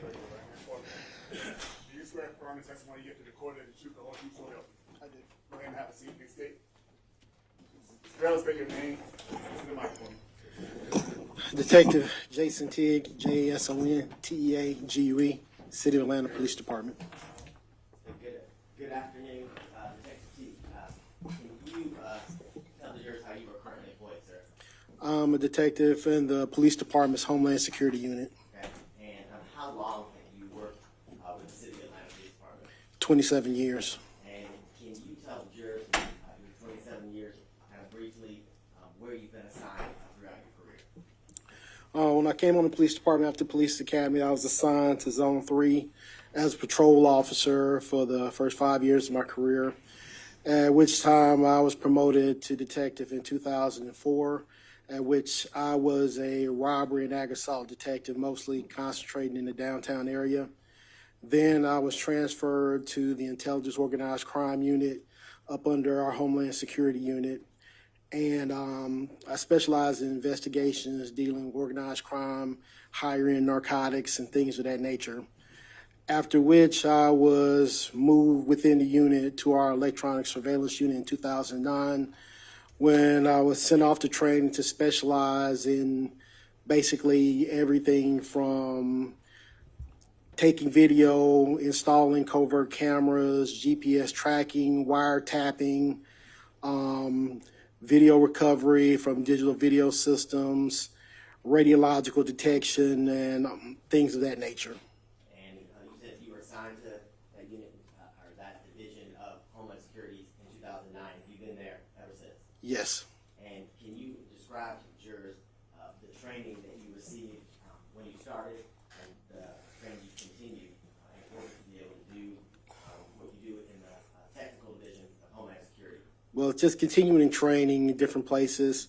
A lot of training we've had to go to Regional Counter Drug Training Academy in Meridian, Mississippi, where I went through my basic tech school, which was an 80-hour course, and then teaching you how to deal with cameras, installations, dealing with GPS trackers, and things of that nature. Then there was another week class right after that, teaching you how to install in vehicles, you know, semantics of dealing with sound capture and video in vehicles and things of that nature. Then specifically for video recovery training class, Federal Law Enforcement Training Center in Glencoe, Georgia, where the state, local, and federal police officers train in technical issues, dealing with video recovery, and basically just getting that more extensive training at Ocean Systems up in Silver Springs, Maryland, dealing with video and video recovery. Okay. I'll be here for a long time if I go into various aspects. Let me focus in. You've talked about your training as it relates to video recovery. Is that training something that you have you received as you talked about, and is that training you continue to receive because of the changing technology? Yes. And what you do with Homeland Security in the technical unit, can you explain to the jurors, are you requested to assist on many different cases with the City of Atlanta Police Department? Yes, whenever crimes occur and there are people who have digital video recording systems, and people generally don't know how to export the video so we can put in evidence, me and 3 of my co-workers were called out to the scene to recover the video. The investigators who will lead on the case tell us the time frame of video that is needed, and we pull the video for them, make sure the video plays, and turn it over to the detectives so they can watch and study their evidence. And the video recording systems that you encounter when you're assisting the many different detectives within the police department are, in your experience, all the video equipment that you encounter, is it the same? Is it different? No, there are many different kinds. Basically, the main thing that's focused on in the training, you have to learn the methodology of how to get the video. You go into some systems, they have different terminology in them, like you have to pick the video, some of them you have to click export, some of them you have to click backup, some you have to click download. You have to know how to get to the time frame needed and things of that nature, and that's pretty much the main part of the training.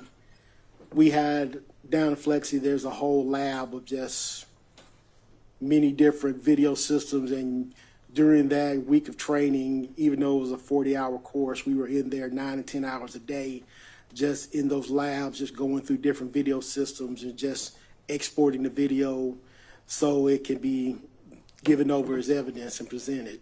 So it's, like I said, it's just you have to get trained on the methodology. And as part of your training in the methodology, is there ever a time, because of the different types of video equipment that you encounter, that the equipment actually has to be taken from the location and you export what you've talked about that way? Through an Yes. extraction? Okay. Now, let's talk about the fact that, I'm going to bring this up here just in case you Appreciate it. large bottle of water. Thank you. Now, let's talk about, as it relates to the different systems that you encounter, do all of them keep time or the timestamps that are associated with the video surveillance footage you're able to extract or take off the system? Is that all on one central time or network, or is it different?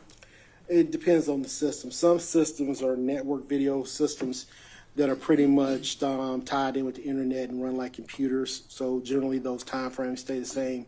Standalone digital video recorders, just the best description I have, kind of look like old school VCRs, but just all digital with a hard drive in them.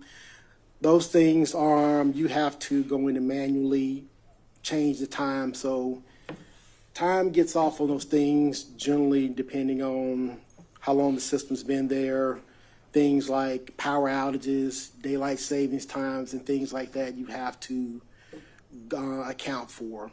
And most of the time, most people, once they put it in, they leave it alone. If they don't have incidents to go on, it's just there.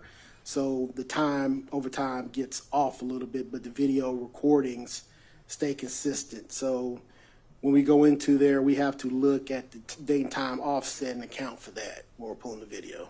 And based on kind of what you just described, when hypothetically, if you're helping an investigator, either in homicide or in a different department or unit within the City of Atlanta Police Department, and you pull footage from several different video surveillance systems from, let's say, a BP at one location, a warehouse camera, is it possible that the timestamps on those two independent video systems are different but covering the same time period? Yeah, because generally you can even, their times generally never match up. Even it's kind of like even with you and your cell phones, a lot of times you might have a cell phone on Verizon or a cell phone on AT&T, they might not even match up perfectly. And when you're dealing with video systems like that, they generally never match up perfectly.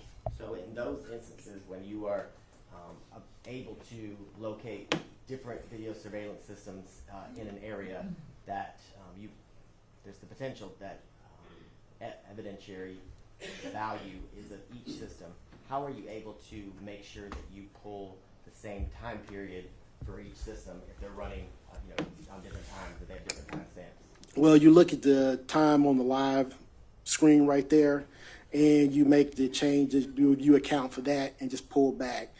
On homicide investigations, usually though, we're pulling a massive amount of video. We're going back sometimes hours, if not days sometimes, to pull video. So we account for that, and generally when we pull video, the defining thing we like to do is to most of the time catch when the patrol cars are there, because of the in-car video systems and the body-worn cameras, those times are usually correct. So that's way, once we have them arrive, that's how we can gauge if we're watching the video approximate times. Okay. And coming this back on July 4th of 2020, were you requested, or was your assistance requested by the lead detective, Detective Shepard, as it relates to the death of Secoriea Turner between the hours of 9:30 and 10 o'clock on July 4th? Yes. And once you receive that request or that call for assistance, can you tell the jurors kind of the first steps that you take in order to assist Detective Shepard? Well, Detective Shepard directs me which businesses he wants me to pull the video from, and generally they've already made contact with the people that I need to talk to go in there, identify myself, and they show me to where their video system is.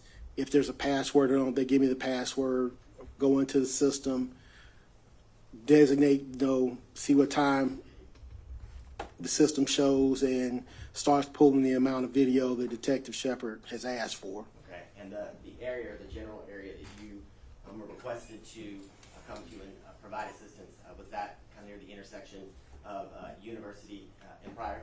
Yes. And is that location that you that corridor that you canvassed and attempted to extract video surveillance here in the city of Atlanta, Fulton County? Yes, it is. Now, once you arrived to the scene, can you kind of describe what you observed, the environment? Well, it had been ongoing protests out there for a bit, and the area had, best description was kind of like in disarray in the area, because basically overnight there was like hardly any law enforcement presence out there. So it was kind of a interesting scene. Okay. When you arrived on scene, were there other officers and detectives on scene? Yes. And is one of the primary concerns when you arrived and when others arrived the safety of the members of the police department and the general public that's still present and out there? Yes, because we have to hold the crime scene. Okay. And let me ask you this question. During the summer of 2020, you were working in Homeland Security? Yes. And as it relates to your specific division or unit, Homeland Security, were there, to your knowledge, based on being in the unit, officers or detectives with that unit present throughout the summer? Present in the areas generally until certain times when things started going south at night. Okay. And can you explain, what do you mean by that? The present generally, and then at night, their presence was, it sounds minimal? At that location, generally at night, people started showing up. An objection, Ron. I don't know that the officer is testifying from personal experience. I am. Okay, well, I'll withdraw the objection. Thank you. People started showing up carrying long guns, walking in the area, blocking the street and confronting vehicles as they passed through. Generally around those times, we were basically told to go ahead and leave the area, because when you're dealing with undercover police officers and people open carrying of weapons, you increase the possibility of confrontations between the two. And is it fair to say that withdrawing, the presence of uniform officers during that time, and as well as you said undercover officers at the evening, is that for the general safety of everyone? Depends on someone's point of view, but generally, yes, you're just lessening the potential of an armed confrontation. Okay. Now, that's a bad question. I should ask, does that minimize, based on your training experience, the risk of confrontation with law enforcement being withdrawn with people open carrying rifles and things of that nature? In a sense, yes. Okay. Now, when you arrived to assist Detective Shepard in his investigation, can you explain to the jurors the video surveillance systems that you encountered and your success in being able to extract or take data from the surrounding area? Yes. Different systems. The BP gas station had a specific system that uses a proprietary player, and the other two had regular DVR systems except for the digital. The system at the diesel place that was actually at the time it was vacant they had their cameras outside on poles recording. Okay.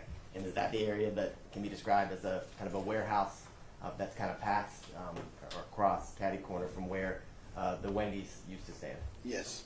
And were you able to get any video surveillance footage from the liquor store or the package store at the top of the street where University and Pryor intersect? Yes. And can you tell the jurors when you encountered that system, was there anything different than what you've described as it relates to the systems you encountered with the what I'll call the warehouse and then the BP gas station? Just different brands. Okay. And can you tell the jurors when you examined the systems and you were able to, well, were you able to extract footage from each one of the systems and each one of the locations? Yes. And in your review of the cameras and the footage, were all of the timestamps that you encountered from each system, were they the exact same? No. And were you able to do what you described, look for uniformed officers or events that you have been that you've talked about here with Detective Shepard and locate the footage for what's been described? Yes. Okay. And in each instance, as it relates to the footage or the system from the BP, the package store, and then the warehouse, were you able to actually download the requested footage from Detective Shepard? Yes. And I want to show you what's been marked as State Exhibit 2. Karen, may I first look? Yes. You will take a look at State Exhibit 2 and let me know if you recognize it. Yes, it's video from the incident. And the video, is it contained on a USB? Sorry, she couldn't Yes, do it. video from the incident. The video that you described from the incident in State Exhibit 2, had you have an opportunity to review all the video footage contained or the video footage that's contained on the USB drive? Yes. And is that video footage a fair and accurate copy of the footage you were actually able to pull from the BP, the package store, and the warehouse? Yes. And in addition to looking at the footage you actually pulled, did you also look at footage on State Exhibit 2 where it was a compilation in the sense that the footage from each one were merged or put together? Yes. And after you reviewed the compilation, did it fairly and accurately depict all the footage that you looked at previously when you assisted Detective Shepard on July 4th, 2020? Yes. Yeah, at this time, the state would tender what's been marked as State Exhibit 2 in evidence. Any objection?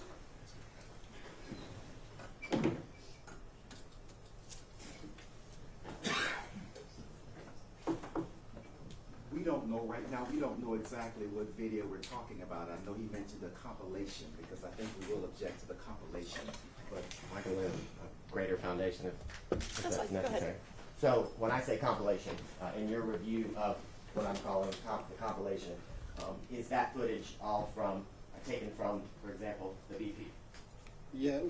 Compilation, all of it from the VP. It seemed like the compilations from different videos there, but it looked like some of it was zoomed in. So let me be more specific. The compilation, was it specific time periods from each one of the video surveillance camera systems that you encountered and have described today from July 4th of 2020? Yes, you should be able to match up the compilation to the raw video. And in your review, is that what you were able to do? Yes. Okay. At this time, I'm the state defender with remarks to State Exhibit 2. Your Honor, I'll object to, if it's the altered video where there are marks on it, I'll object to that. And I'm just not certain if that's the video we're talking about in terms of compilation where there are circles and highlights. I object to that. Are there circles and highlights? And zoomed in, as the witness said. But there is. Okay, are you going to submit the original videos too? Are you going to put those in evidence in case the defense It's- needs the original it's all- videos?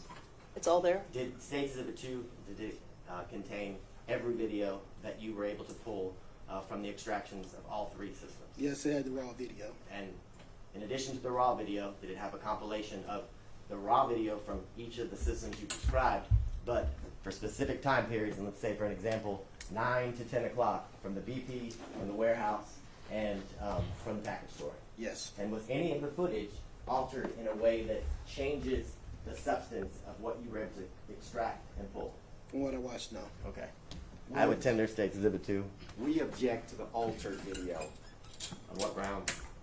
It's altered, Your Honor. It is testimonial. There are circles, there are highlights, there are, I think, zoomed in parts are dark. It's enlightened. It's testimonial. It's drawing conclusions that should be in the province of the jury to determine if that person is the person they're saying it is. Okay, I think that these may be arguments for whether the video would go out later in the trial with the jury. Do you want to talk? You can talk. Go ahead. Well, Your Honor, I believe this is an issue that we need to discuss outside the presence of the jury. We Okay. need to understand that they were going to try to admit this right now. Okay. So members of the jury, can I send them to lunch now? If we could finish this witness, then Okay. I think Will you guys step in the jury room for just a minute? All right, for the jury.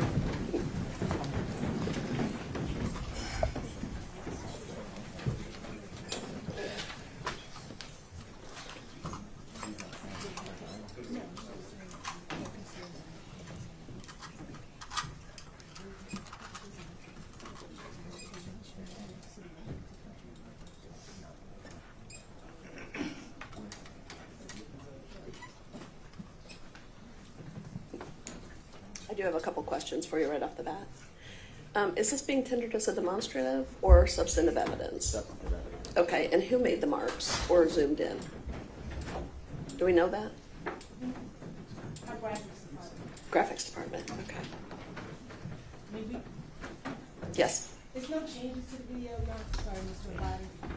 I don't think that's the admissibility, it can go to the weight that the jury gives it, but it's nothing that changes or alters the video in any type of way, except for it's a circle. And it doesn't remove anything from the province of the jury because Detective Teague is not saying that he has any idea who the person, any of the people in the video are. He is indicating it is video that he pulled that is being tendered as evidence that has circles around it. It's, Okay, go ahead. The circle says, "This is Conley," and that circle follows that person, and it follows that person into a shaded area where you can't even make out who the person is within that area. But that circle is still there. It is suggested that the same person you saw here in circle is the same person you saw here. Clearly, Mr. Conley's circle is the same person you see here. Not clearly, but it's the same circle, so it's testimonial. It's drawing a conclusion for the jury that person A is person B, and that's what this whole case is about to some extent. Okay, is he going to testify about the video or is he just laying the foundation for the video? well, he's not going, none of the video is going to be shown with him, if that's your question. He is laying the foundation and I'm tendering it. Get it in. And is another witness going to testify about the marks on it and anything that would be testimonial, like arrows saying that that's the defendant? Will somebody else testify to that? Detective Shepard will be the one who testifies about the markings on the video because he did the markings as it relates to a set of the videos, and then our graphics department used the same markings when we combined, so there's a 360 or 180 view of the entire area. But Okay. the raw footage is the raw footage. There's no way to change that. Okay. And no objection to the raw footage. Okay. I have an objection, Your Honor, just to clear everything up. For the record, Sean Hoover on behalf of Mr. Conley. The reason I said this had to be outside the presence of the jury because I didn't believe this was going to pop up this early. So in regards to what the state is trying to do with this officer or this witness is literally bring in all of the surveillance evidence collected and altered by multiple people through him. Once we allow that tendered in, there's no second step for us to say, no, we didn't know what that was. That's the problem. So, Your Honor, in regards to this officer, if they want to tender the surveillance that he received from those locations, period, that's it, that he gave to Detective Shepard, we have no objection to that. However, Detective Shepard, now we know someone in the district attorney's office, which now there's a foundational issue because we need to know who took the videos, who are they an expert, are they not, what they used to alter or change the videos. He can't say they're fair and accurate because we know someone in the district attorney's office did something to it after him. So not only is there a foundational issue, there is also an identification issue. The identification issue is once somebody altered that video, now it sounds like they're going to try to use Detective Shepard to come in and say the person that we zoomed in on, the person that we put the circle around, the person that we're following, I believe that to be Mr. Conley. There's case law in Georgia that explicitly says an officer is not a person that can identify a person on a blurry video like that.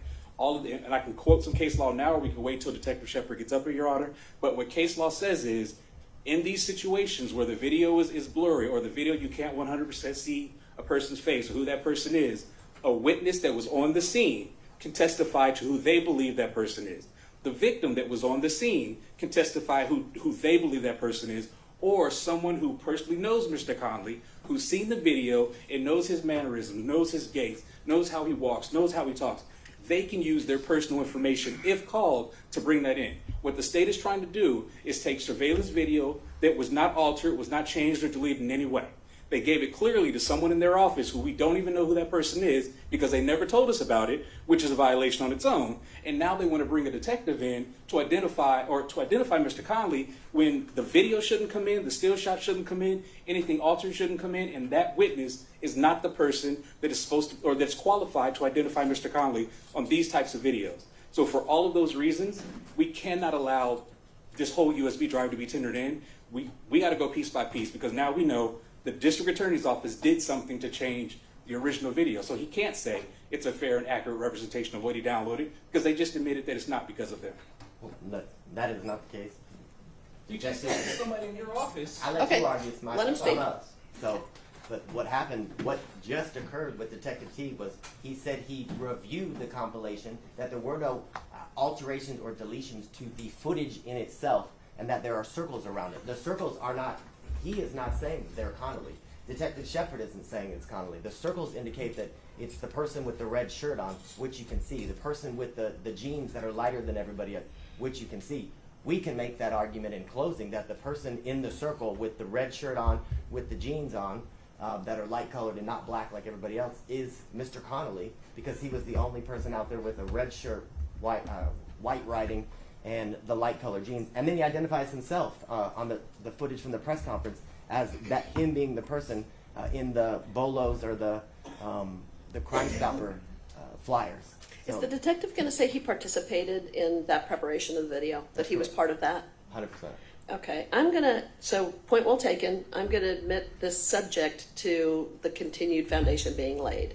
So right now it can't be played for the jury, but I'm going to allow that he has laid a foundation for identifying that as the raw video that has been placed in another format that he recognizes and hasn't been changed. But before a jury sees that, we're going to hear additional testimony, and it's fine for that to be out in the presence of the jury. And Okay. before Detective Shepard takes a stand, Your Honor, I would like to present the case law that I have. That's fine. Okay. Okay. What time? When do you think you're going to present the detective? Is that today or a different day? It would not be today. Okay. Tomorrow, Friday. Okay, that's fine. And if you want to submit something, if you want to go ahead and give us the case law during one of the breaks, that's fine. Will do. Okay. Okay. And are you also going to tender just the raw footage? Are you going to put the original videos in or no? They're on The original videos are all on that as well. So it's the original videos plus a kind of compilation. Correct. Okay. Thank you. All right, we can bring the jury back in. Do you want me to make that ruling again in front of the jury, or do you guys want to let them go to lunch?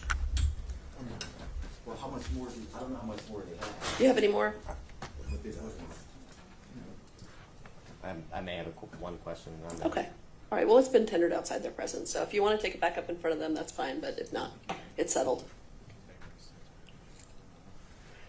But I guess is Your Honor going to rule on, I guess, the... I'll rule. Yeah. Mhm. Okay.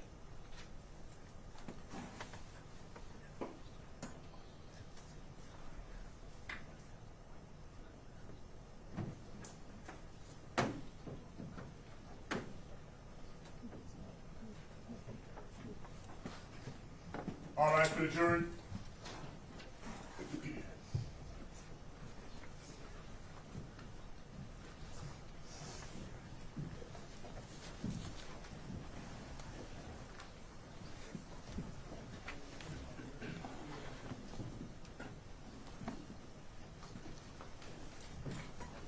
What exhibit number was that? 2, Your Honor. 2. Julian Conley. Thank you. All right, having heard the arguments of the parties, please seat it. Having heard the arguments of the parties as to exhibit number 2, at this point the proper foundation has been laid for the raw footage that's on that jump drive, and the remainder, any compilations, are admitted but subject to the continued foundation being laid through a later witness. So, Thank you. everybody understand the ruling? Yes, Your Okay. Honor. Yes, sir. Thank you. Your Honor, I have no further questions for Detective Okay. Chief and the redirect. Cross. Good afternoon, sir. Yeah, please. I think you talked about in your direct testimony the area being in a bit of a disarray. Is that fair to say? That's to put it lightly. When was your first time going to the scene or to the area? To the area Yes. was right after the Rashad Brooks incident the next morning. We were already at work constantly around 16 hours a day dealing with the riots that were going on at Marietta and CLP.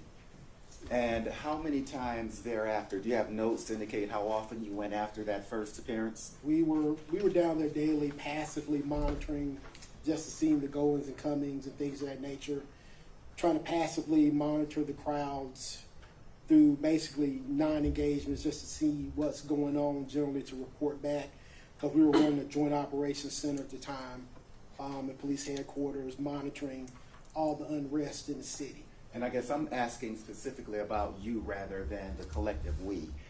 About how many times were you present? Present at that location? Yes.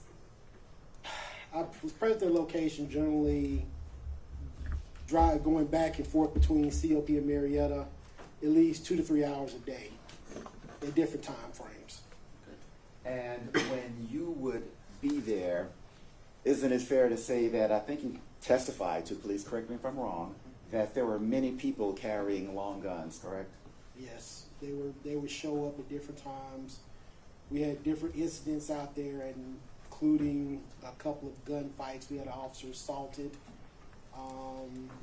and several different people just hit with random gunfire. But now, as we move closer to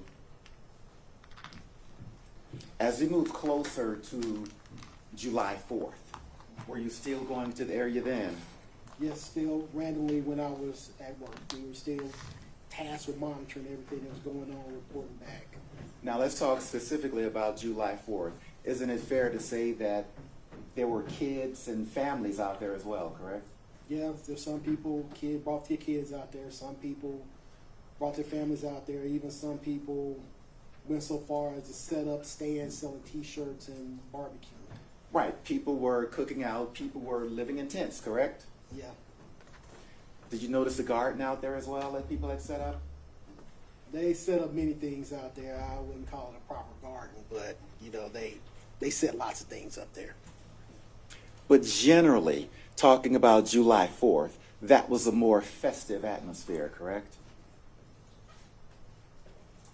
I would not be the person to call any of that stuff that was going on out there during that time frame festive. When you say you would not be the person, I guess you have... I would not use that term as being festive. Because generally when I refer to something being festive, it's not next to a burned down restaurant as being festive. And children in the streets doing cartwheels, that don't qualify as festive, in your opinion. That's the opinion of whoever parents brought them out there. I wouldn't bring mine. Well, you are entitled to not bring this out there, correct? Like I say, that's everybody's personal right as a parent to bring, each parent judges where they would bring their child at. But, I can't be the one to say this parent was correct for bringing their child or not correct. And there was also, again, fireworks as well happening that evening, correct? Yeah, people were shooting fireworks also. You ever been to a block party? Many. This was sort of like a block party. I would not call this a block party. You wouldn't call it festive or a block party, right? No, I would not. Now, you indicated something about the COP. What? 16 Olympic Park Drive, by the CNN Center. Okay. And you said you were in that area as well? Yes, we were monitoring both areas. Okay.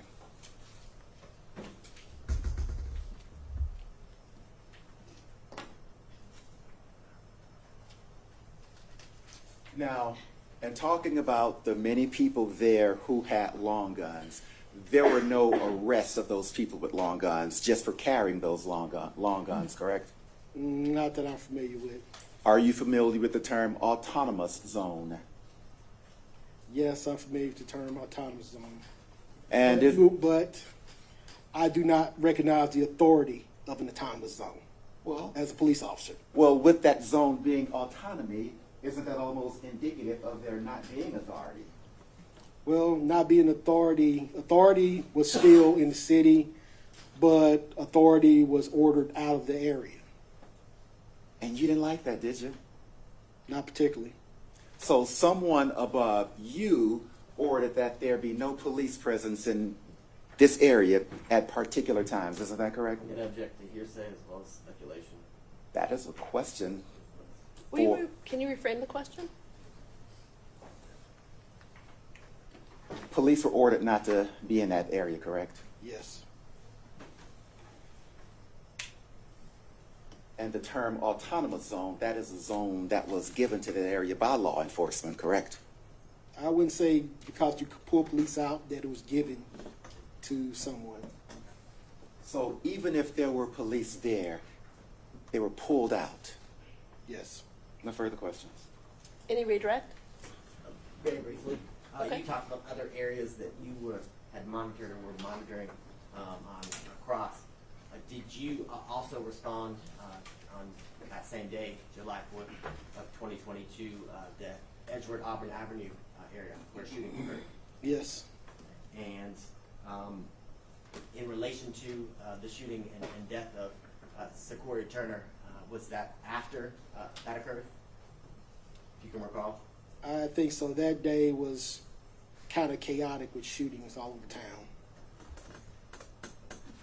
I don't have to further, Your Honor. Okay, any recross?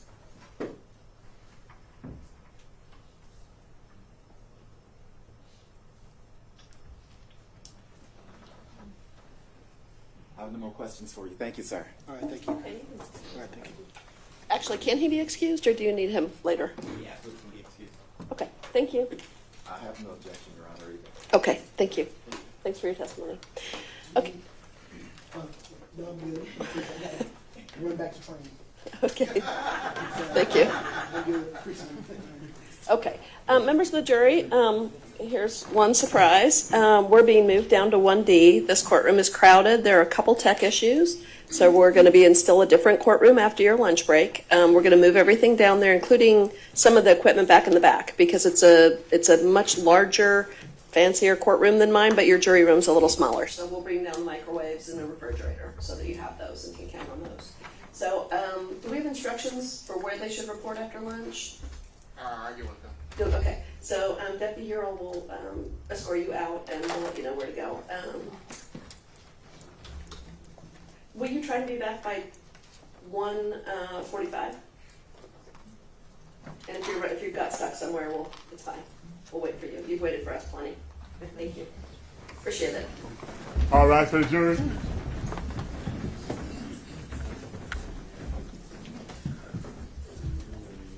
And tomorrow we'll likely order lunch for everybody to try to keep.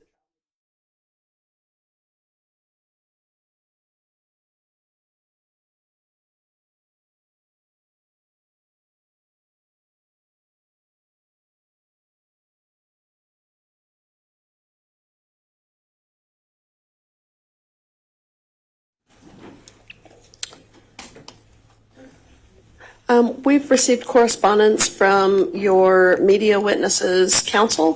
When do you anticipate calling that person as a witness?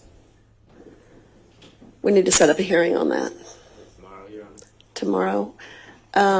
Early in the day? Let me get back after lunch. Yeah, absolutely. Okay, we just need to give them notice about when to show up. All right.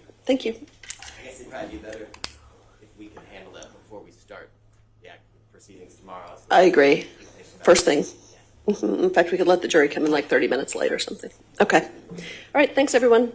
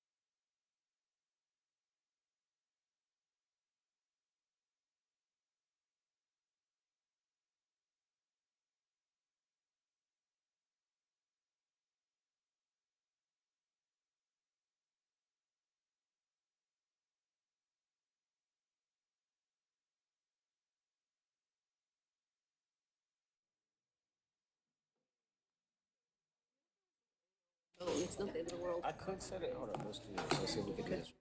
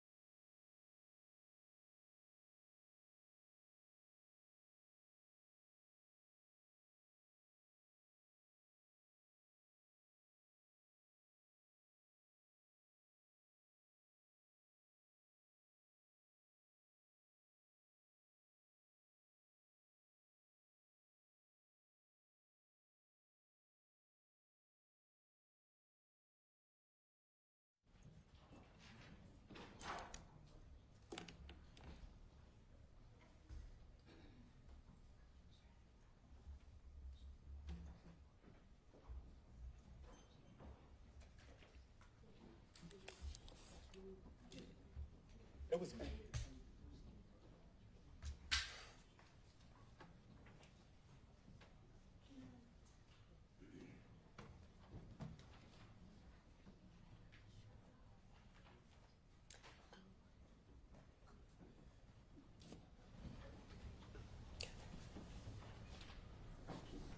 All right, for the jury.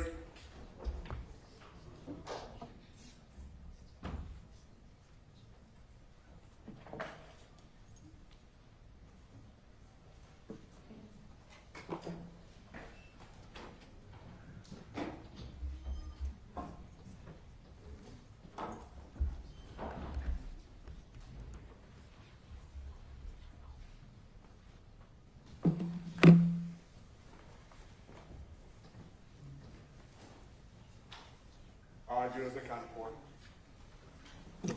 Is the state ready to call your next witness? Yes, Your Honor. The state of Georgia calls Gerald Cambor. Raise your right hand for me.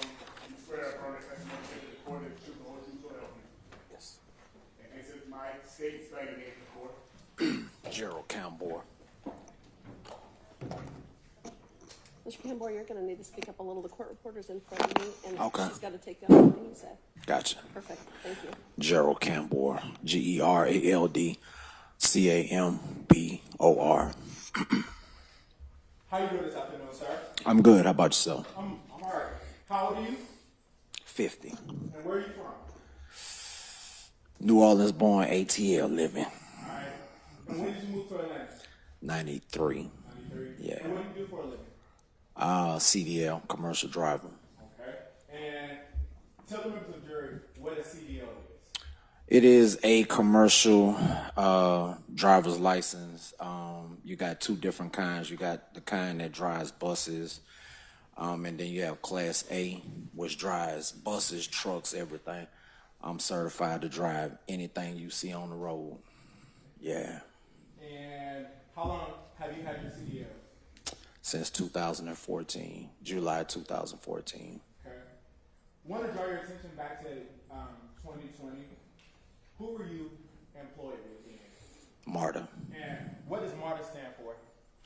Metro Atlanta Regional Transit Authority. All right. And can you tell us what some of your job duties were? Say that again. I said, can you tell us what some of your job duties were? To drive the bus. Okay. So you say to drive the bus. Would that mean like the big transit bus that comes and picks up passengers? Yes, sir. Okay. And what shift did you normally work? Second shift. Okay. And back on July 4th of 2020, were you employed with MARTA? Yes, sir. Okay. And on this particular day, what shift were you working? Second shift. Second shift. And what's the second shift? It fluctuates between, you can go in from noon to about maybe 2 or 3 o'clock. It just depends on what route that you had. And I was like a floater, so I did whatever. Okay. Yeah. So would it be fair to say that you went wherever you were needed? Yes, Okay. absolutely. And back on July 4th of 2020, what route were you driving? I think it was the 55. The 55? And tell Jonesboro. me where the 55 went. 5 Points is where it started off. That's where I relieved the first shift driver at 5 Points, and it goes to Forest Park somewhere. All right. And Yeah. if you remember, how long does it take to complete this route from start to finish? That was my first and only time that I driven that route, so I believe it was a longer route. So I believe it might have been like anywhere from an hour to an hour and a half. And what does it mean for a route to be outbound? Outbound, 5 Points was the main train station. So when you leaving 5 Points, that's going outbound. When you coming back to 5 Points, that's inbound to 5 Points. And were there cameras installed on the MARTA bus? Yes, sir. MARTA buses, okay? And where were those cameras located? You got some inside. I think you got a couple of them facing me. A couple of cameras facing the street. One straight ahead. I think you got one behind the bus. It's probably like 8 or 9 cameras on the bus. Okay. And back on July 4th of 2020, did that bus you was driving have cameras? Yes, sir. And were those cameras fully functioning? Yes, sir. Your Honor, pursuant to 24-803 and 24-903, the state tenders the certified business record for the Martyr bus videos. Any objection? No objection, Your Honor. Okay, what exhibit number is that? This is going to be 3A. 3A is admitted. Thank you. Now, permission to approach, Your Honor? Yes. I'm showing you what has been pre-marked as State's Exhibit 3. You can take it off.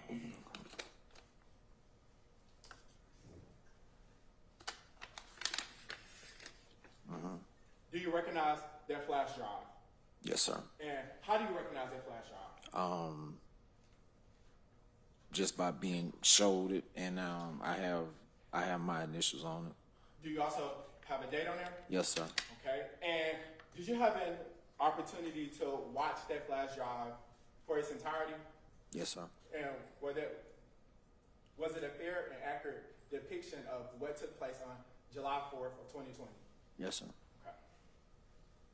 Your Honor, there's one more thing I'm gonna ask you. Did you also have an opportunity to watch a compilation video of all of the raw footage that was from July 4th of 2020? Yes, sir.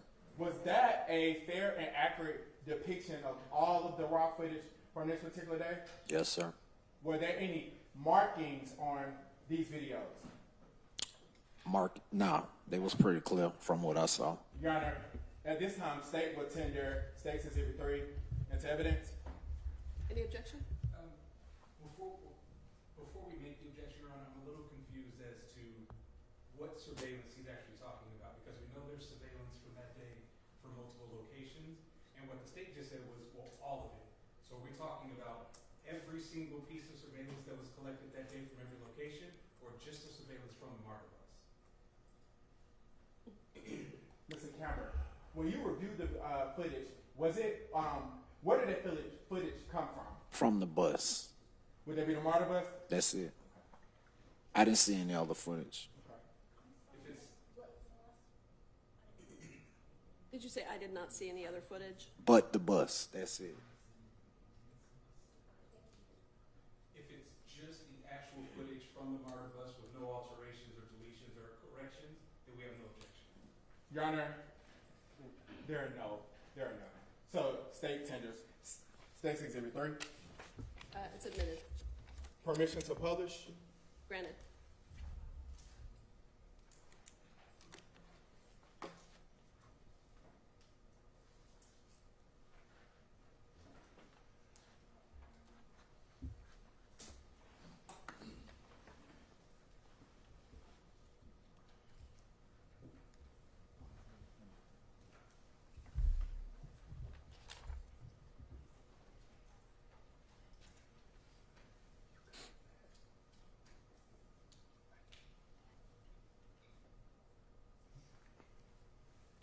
Let the record reflect that we are starting the video at 000.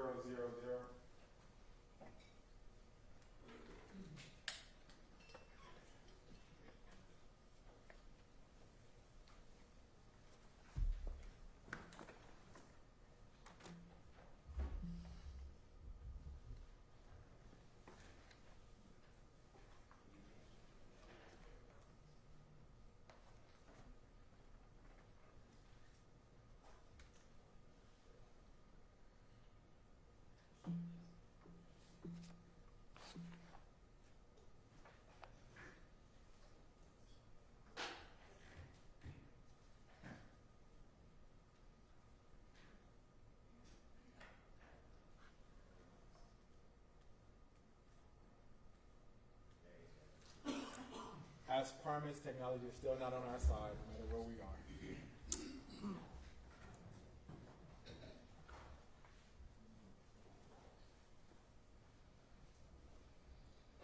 So, Mr. Camber, can you tell me where we're watching at this particular point?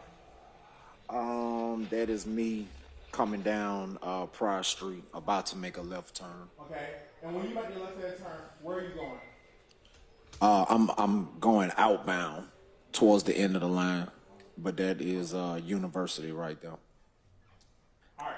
So prior to the pause, there was a store that was in front of you. What store was that?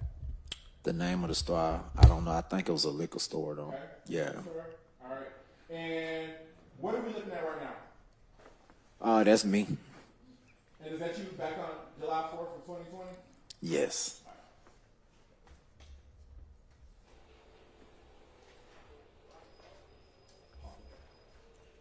Did you just hear what you just said?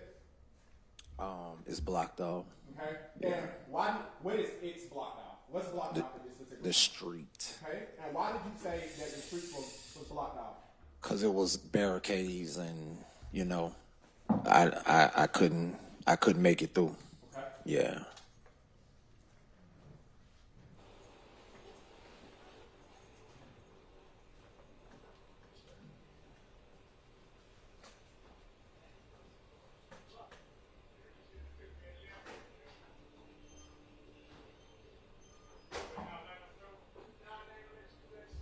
Now, was this bus empty or did you have passengers? Yeah, I had passengers. I don't remember how many, but I know I had a few of them on now. All right. And what are we watching now? That is me looking like I'm about to back it up. The lights just went out, so I'm backing the bus up. Cause whenever you put the bus in reverse, the lights go out so you can see. And I'm tapping the horn, letting people behind me know that I'm coming back. And why are you backing it up instead of going forward? Cause the street was blocked off. You trying to ride? No, I'm going the other way.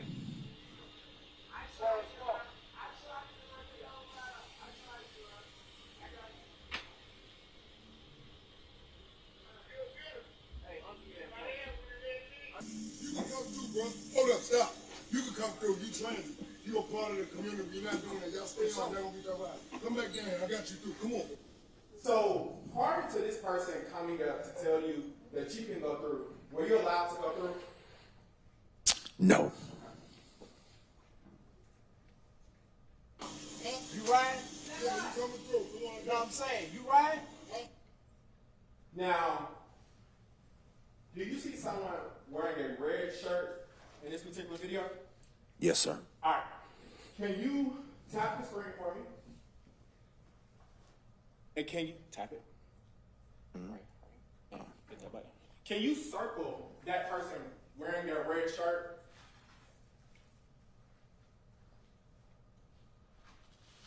And what, if anything, do you notice about what this person has on them?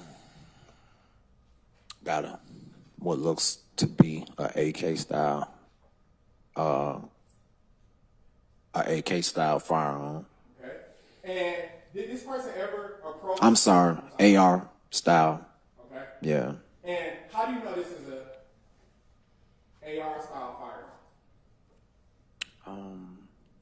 Because it's long and it's hanging off a shoulder strap.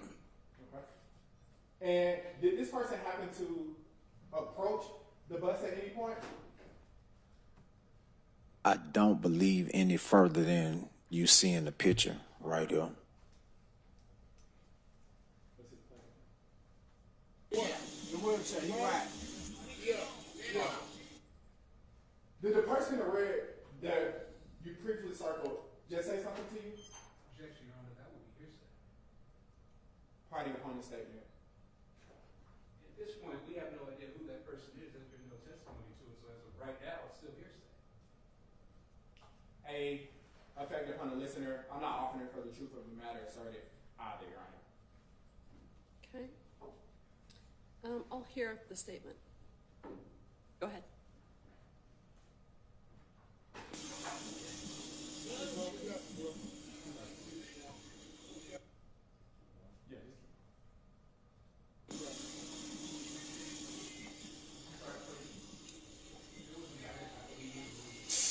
I overruled you since it's in the recording. Yeah.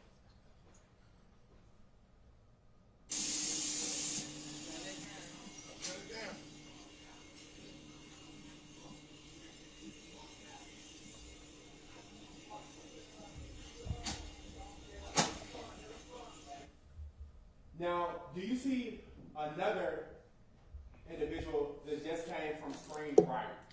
Mhm. Is that a yes? Yes. Okay. And can you circle that person for me? And what, if anything, did you notice about this person? His pants is sagging. He look like he's holding the firearm, but I can't really tell from this angle. Okay. So, if you tap the screen, you can get rid of the first circle. Tap it.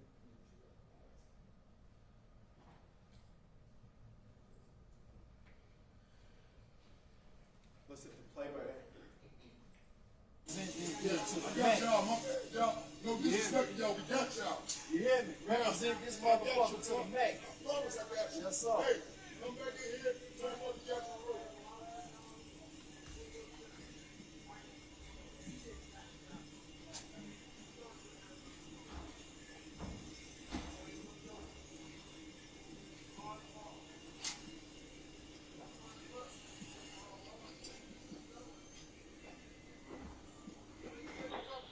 Hold up, stop. You can come through if you train. You're a part of the community. You're not doing that. Y'all stay on that. Come back there. I got you too. Come on. You ride now. You ride? Come through. Stop saying. You ride? No. Him right there. Wheelchair. The wheelchair. You ride. Yeah.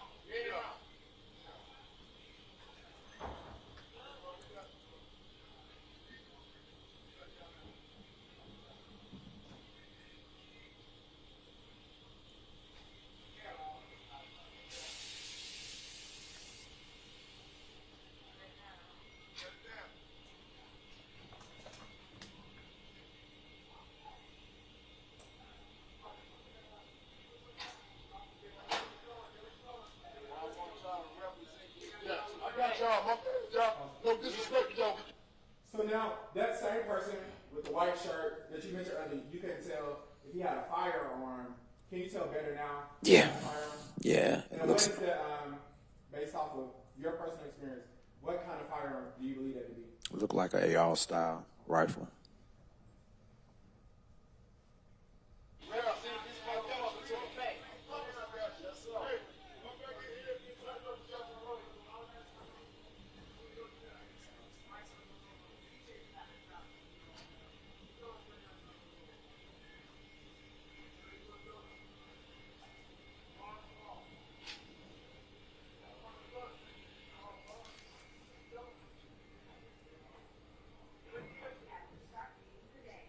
Now, which angle is this that we're looking at now?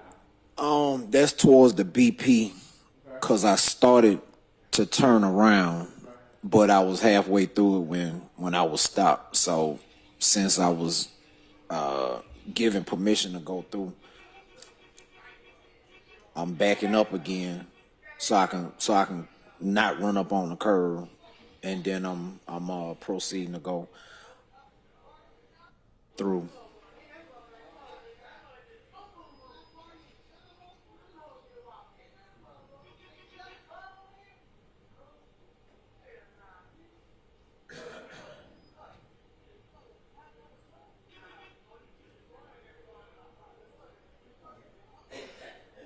Now, do you see the individual with the red shirt? Yes, sir. Okay. And is that the same person that you circled earlier? Yes, sir. Okay. And what is that person doing with his body? Motioning me through. Okay. And based off of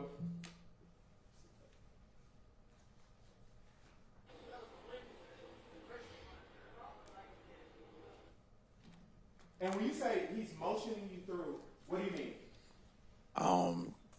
Kind of like telling me which way, come on through, go through right there. All right. And did you ever return back, I guess, going inbound towards 5 Points this night? Yeah, but it had to be over an hour before I came back through. Okay. And were the barricades still there? I don't remember. I think they were, but I'm not really sure. Yeah. 1 second.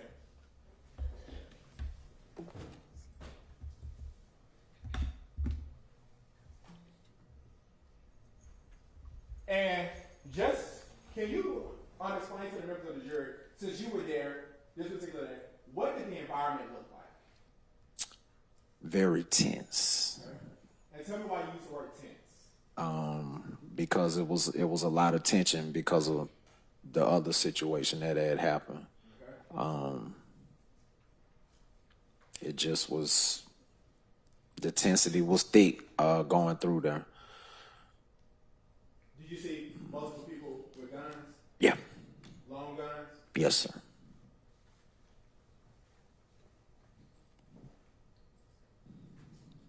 The state will pass the witness, Your Honor. Cross-examination?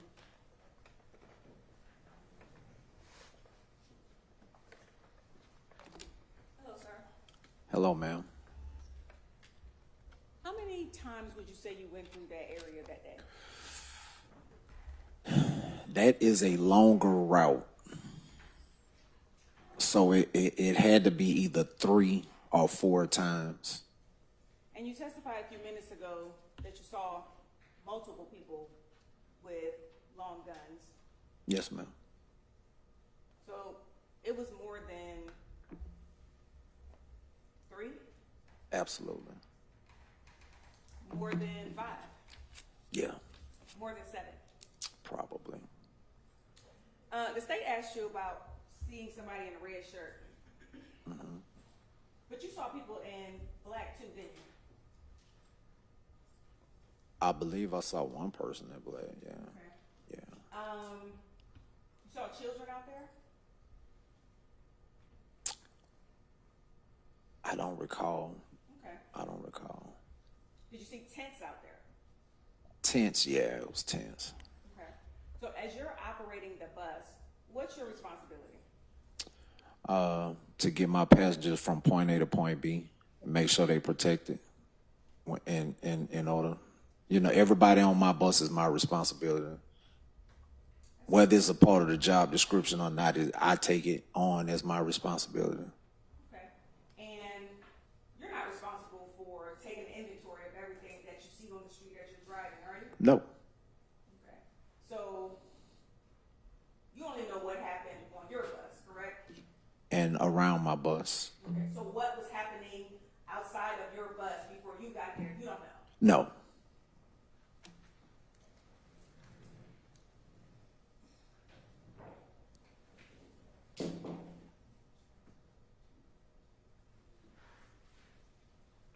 And you said you went through the area 3, maybe 4 times.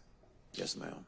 Nothing in those trips that you made, the first 2 trips, made you feel like you didn't want to make a 3rd trip, did it? I get paid to do a job and I'm gonna do it. So I wasn't intimidated, I'm gonna do my job. Thank you. Any redirect? Yes, Your Honor. Okay. So you talked about on cross that there were multiple people with long guns. You remember that conversation? Yes, sir. How many people with long guns came to that bus? Came to the bus as they were getting on it. Approached the bus. Approached the bus like in the vicinity. I think I saw 2 or 3. Okay. Yeah. And let's talk about the 2 or 3 you saw. One of them, would it be fair to say that the one that had on the red shirt is one of them? Yes. Okay. Would it be fair to say that the one that had on the white shirt is another one of them? Yes. Okay. Also, did you see kids doing cartwheels? No, I didn't see that. Did you, based off of your own personal thought process, was this a festive environment? What you mean, festive? Festive. Like a party or something? No. Also, the shirt that this person had on, what color was it? It was red, but it had some designs on it. Okay. What color were the designs? Looked like white and black, I think I saw. Okay. Was there something going across this person's body? Yeah, looked like a bag, a little shoulder bag or something like that. What color pants? Looked like blue jeans. I don't know. Wasn't paying attention to the pants. We can play. play it? Can you? You'll play it again for you? Yeah.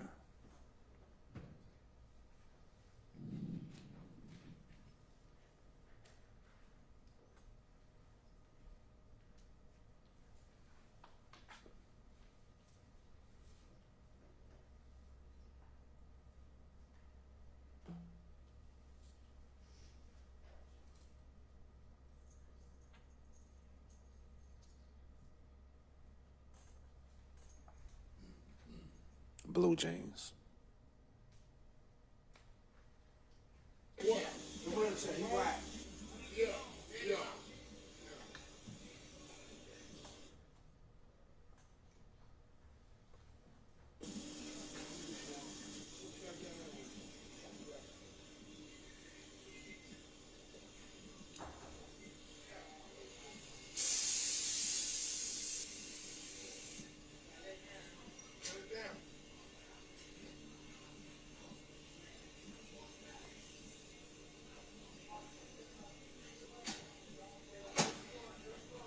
I want y'all to represent these people to the max. Y'all, no disrespect, y'all, we got y'all.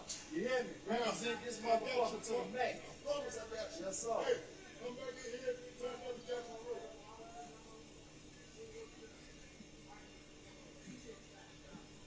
So, after watching that video, do you now remember how many people came to the bus with the long gun? Look like 2. And were those the same 2 people that you described? 1 and 2, the one with the red shirt and the one in the white shirt. Right. Nobody Yes. in all black. No. No further questions, Your Honor. Any requests? Yes, sir. Okay.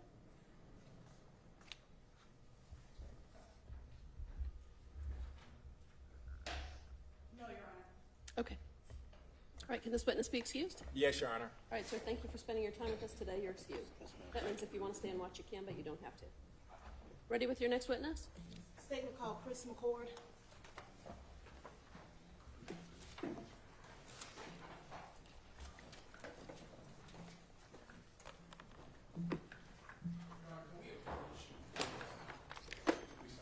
Yes, I can't see what's in front of me. Can you, the room right in front of me?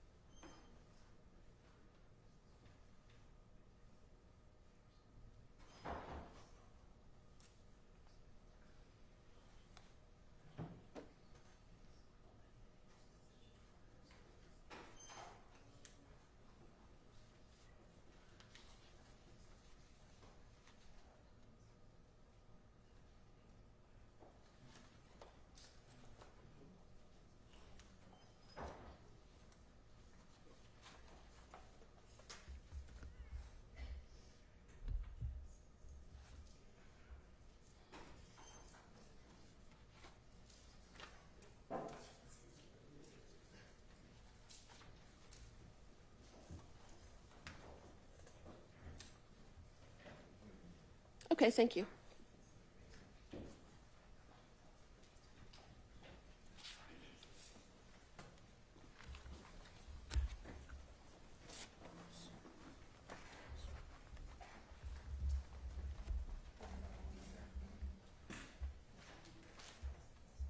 Turn to face me with you right now. You swear affirm the testimony you give to the court and the truth, the whole truth, so help you. Yes. Go ahead and have a seat and answer the mic. State and spell your name for the court. Christopher McCord, CHRISTOPHER, MCCORD. Good afternoon, Mr. McCord. How are you? I'm fine. How old are you, sir? I am 47 years old. And are you, what area of town do you live in? I live in Southeast Atlanta, which is right off of University Avenue. And how long have you lived in that area? 18 years. And so are you familiar with the area of University and Pryor? I am. And that's Fulton County? That is Fulton County. And do you recall the summer of 2020? I do. can you kind of explain to ladies and gentlemen of the jury kind of what was the climate of that particular area in the summer of 2020? A lot of unrest. There was a gentleman that unfortunately had a situation with Atlanta Police Department. A lot of folks were riding in that area at the time. And is that an area that you utilize to go to and from your home? It is. During that time of unrest, were you utilizing that area to go and come? In some instances, yes. And during that time of unrest, was there any police presence in the area? Low, unfortunately. You said low? Yes. Wish we had a little bit more support. And when you say rioting, what type of rioting was going on in the area? Once again, our Wendy's was burnt down. There was also some heavy crowds that were there at that Wendy's as well, and some individuals that were also shot before in that area as well. Was that prior to or subsequent to the Wendy's being burnt down that individuals were shot in that area? Prior. And was that prior to the 4th of July? It was. Do you recall how many shooters were in the area at that time? I know of at least one or two. I don't recall all of them.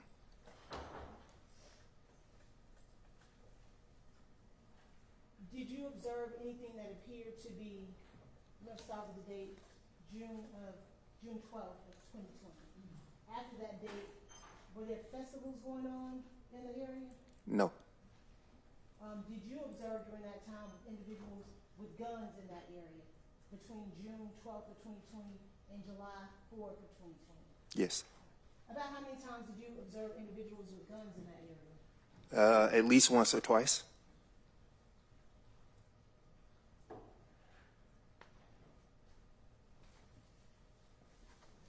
And I'm going to show you what's been marked as State's Exhibit 30A. Do you recognize what's in State's 30A? It's been previously shown to council. Yes, I recognize that area. And is this the area that we've been talking about? Yes, it is. And does it fairly accurately depict the area of University and Private? It does fairly. Stated as in State's 30A in the women's evidence. Is it demonstrative? No, just for evidence purposes. Okay, it's admitted. And you said that is 30A, Your Honor. 30A? Okay.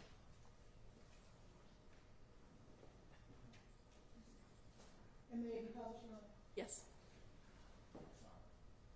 If you need to move to see it, feel free to move around as you need to. And Ms. McCord, I'm going to ask you to step down for us, if you can. Sure.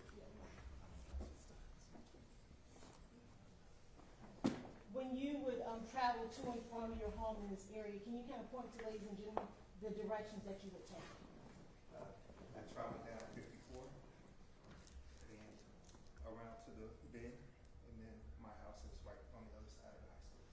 When you, 54, what, is that coming off a particular highway here in Atlanta? Yes, that's the state highway. Okay, what highway is it? 54. Besides the ramp, do you come off of a ramp? Oh, to the yes, highway? I do. I come off of University Avenue. Off of which, you got 285, 75, 20, which highway would you be utilizing to get off from that exit? I would typically be traveling southbound on 75, 85. Okay. And did you happen to be in that area on July 4th of 2020? I was. And what was going on that day for you? We all know it was 4th of July. What were you doing that day? Celebrating. Okay. Were you celebrating at home or somewhere else? Somewhere else. And about what time did you leave your home? I had left my home several days before that, so it should have been July the 2nd or so. Okay. When you left your home on July the 2nd, did you travel on University Avenue? I did. Okay. And which way were you coming from your home on University Avenue? I would have been coming, that's going to be eastbound, which is past the Wendy's, BP, and then the highway entrance is here to the right-hand side. So when you would be coming from your home, the Wendy's would be on your right-hand side? That's correct. Okay. And during that time, July 2nd, I believe you said, were there any barricades or cones located on University Avenue? Not to my knowledge, no. Did you observe any individuals out in that area as you traveled from your home? It was a low amount of individuals at that time. Can you kind of describe what that looked like for you? Typically, there's individuals that will hang here at the corner of the Chevron. Maybe a little bit of foot traffic at the BP, but that is typically it. Was it still that unrest kind of environment that you talked about earlier? Not on that day, no. And at some point, did you return home? I did on July 4th. About what time was it that you returned home on July 4th? Based off my knowledge, it's probably around 9:30, 10 o'clock. And when you were returning home, which way of travel did you take? Once again, came off the highway 75 southbound. Made a left-hand turn to get on 54, and I'm sure that I was probably on the right-hand side at that time, and continued on until I couldn't anymore. Okay, and you can have a seat. Thank you, sir. And you said you.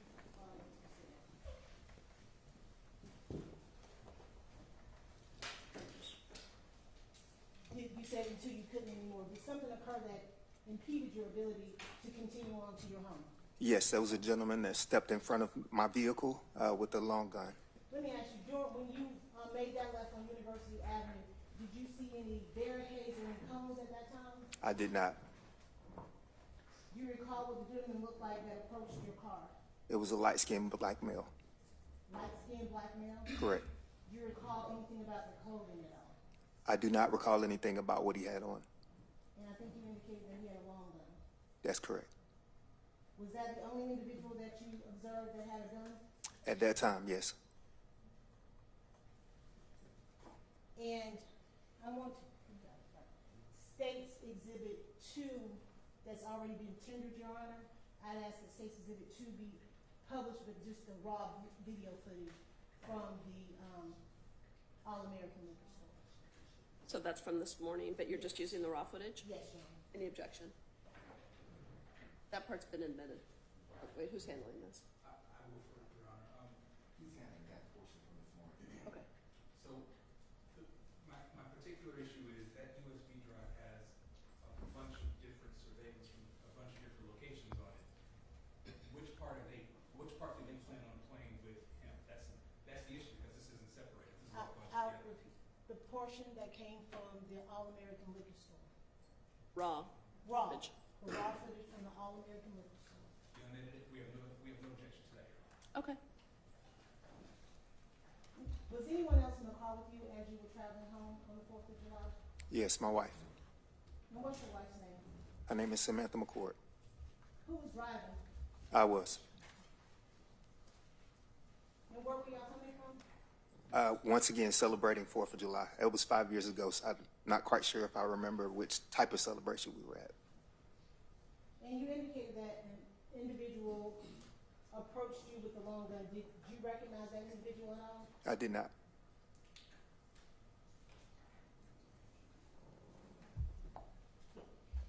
I'm going to show you, you can look at the screen as you come up. Do you recognize one of those vehicles in States Exhibit 2 as the vehicle that you were driving? Yes. If you could tap that screen and circle it, if you tap the screen in front of you, it should, allow you to make it circle around your vehicle. Tap it a little harder.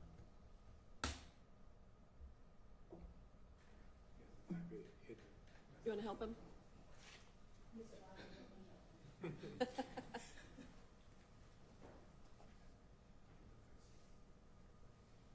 There you go.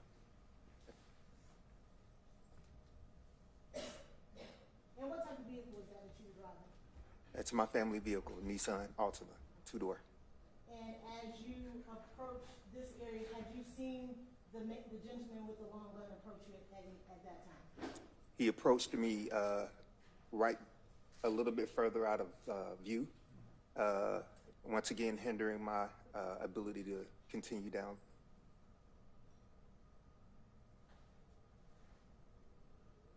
So that's you traveling towards further up University. That is correct. And after you passed that point is when you encountered the individual with the long gun. Yeah, it's just out of screen, but once again, that's one of the main reasons why I stopped in the first place and was not able to continue down. Besides that gentleman with the long gun, did you observe anyone else that had a long gun?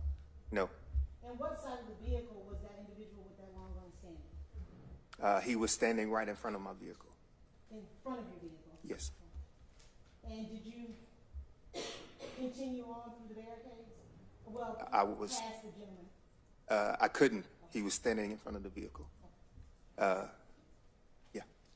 And if you could turn your attention back to the screen. sure.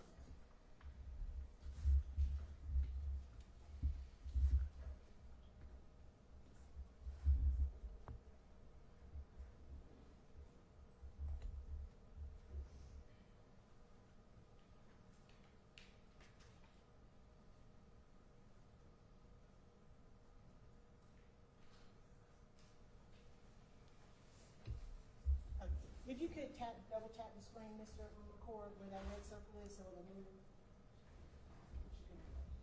Double tap.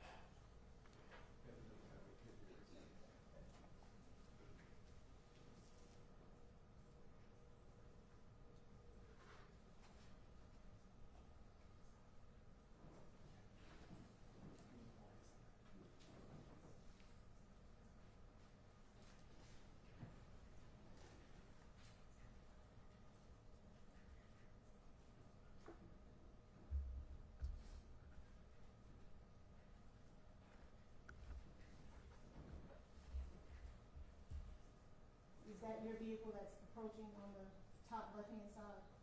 It's on the right-hand side, but yes, And is that you moving on that further up as you described to us before? yes, Further up University? yes. What happens when you get past the camera viewpoint that day? I had a few words with the gentleman and asked him to eventually allow me to turn around. His biggest thing he said to me was that I was being disrespectful.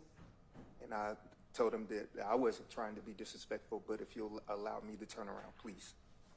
Where was that weapon that you mentioned earlier at that time when you were having this, was it a conversation like you and I are having right now? I would say that it's not like you and I are having right now. So definitely a little bit more, what would be the right word? Were you using I your guess outside voice? I was using my outside voice. Yes, that's correct. About how long did that interaction occur? It was several seconds. It wasn't long at all. What was that individual doing with the, or where was that handgun at the time that y'all were having this interaction? It was a long gun. Where was it at? Was it down by the side? Was it up? Like, how were they holding it? It was in his hand. Okay. What direction was it pointed? As he stepped up, during our interaction, it was pointed at my face. At your face? Yes, And where was your wife at that time? she was in the passenger seat. Were you still seated in your vehicle at the time of that interaction? I stepped out to have a conversation with the gentleman. You stepped out of your vehicle. Correct. What side of the vehicle did you get out of? Driver's side. And where was that individual? Were they still at the front of your vehicle? Yes. Did they ever move any closer to you besides being at the front of your vehicle? No. When you say the front of your vehicle, was it dead center of your vehicle, or closer to the driver's side or the passenger side? From my recollection, it was dead center. And did you see any other individuals at that time with firearms? No. And you said during this time, y'all were still down there, correct? We were still down where? Down further down University. Yes. Okay. And now in states number 2, is that your vehicle coming back up? It is because I asked for the turnaround. And were you allowed to turn around? He did allow me to turn around. And where are you going now? I'm doing a turnaround to head back to my house, but through a different direction. What direction were you then going to head to get home? I would be traveling down Pryor Road at that time.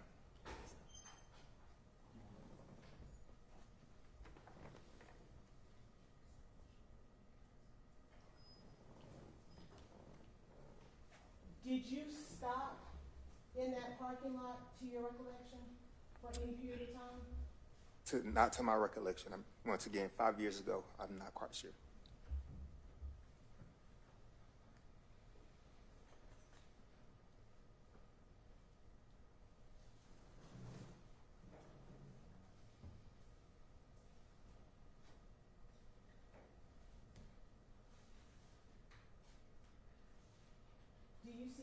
with a handgun in State's Exhibit number 2?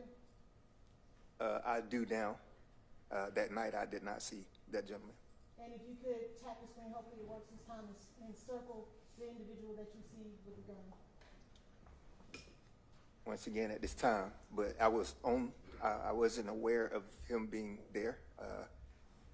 After conversation with the detective, I realized that there were guns pointed at me, but at that time I did not. So the only time that you recall a gun being pointed at you is when you had that interaction outside of the camera view with the individual with the long gun, the light-skinned gentleman with the long gun. That's correct. Okay. Is that the gentleman that you had the interaction with? Does it appear to be that individual that you had the interaction with down outside of the camera view? Not quite sure. To my recollection, I'm not sure.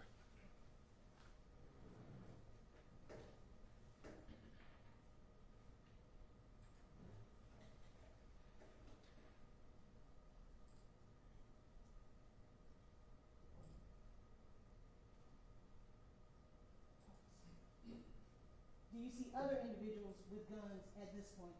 I do now, but that night I did not. And could you tap the screen again and circle the next individual you see with the gun? I see this individual at this time, but not that night.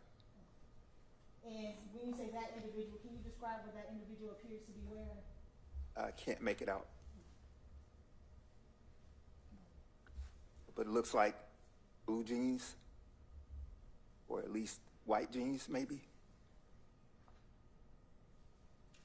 You can pause it. Do you see any other individuals with a gun? I do now, but that night I did not. And if you can probably try to clear out those other circles and then circle that individual that you see. I see this gentleman here with the gun, and it looks as if there's one more person right to his left-hand side, or right-hand side, I'm sorry. Does that person appear to be the person that you had the interaction with outside of camera view? No.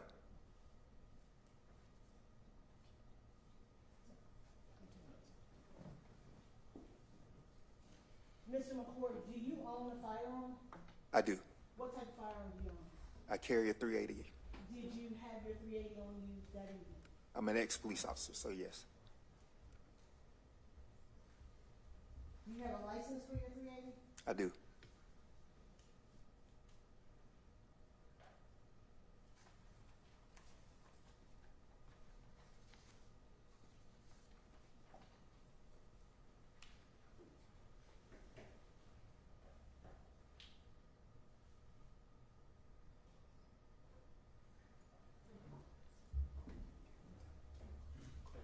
Oh, can you tap those to clear the screen? Can you pause it for a second?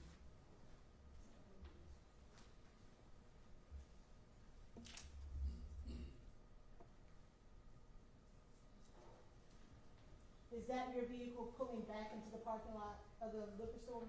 Yes, after being allowed to turn around.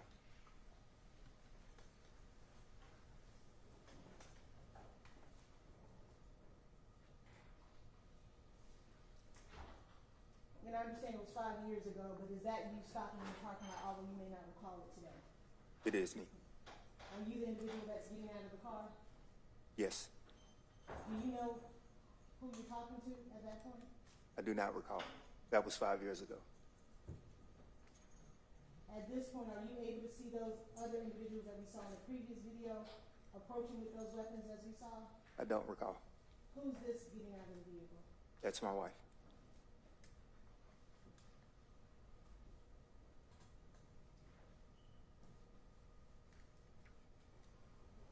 In what direction are y'all headed at this point? We're going to make a left-hand turn onto Pryor Road. Once again, going another direction to get home, because I was denied the opportunity to go my usual route. At this point, do you see individuals that's in the video going towards that same direction? I do now, but on that night, I did not know.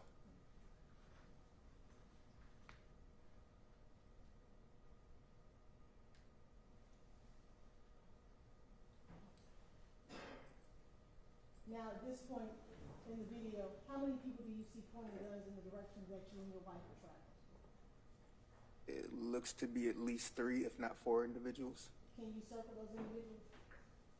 Can't tell if this gentleman up at the top has a weapon, but at this time, this gentleman looks like that gentleman, and I'm not sure, but maybe this gentleman as well.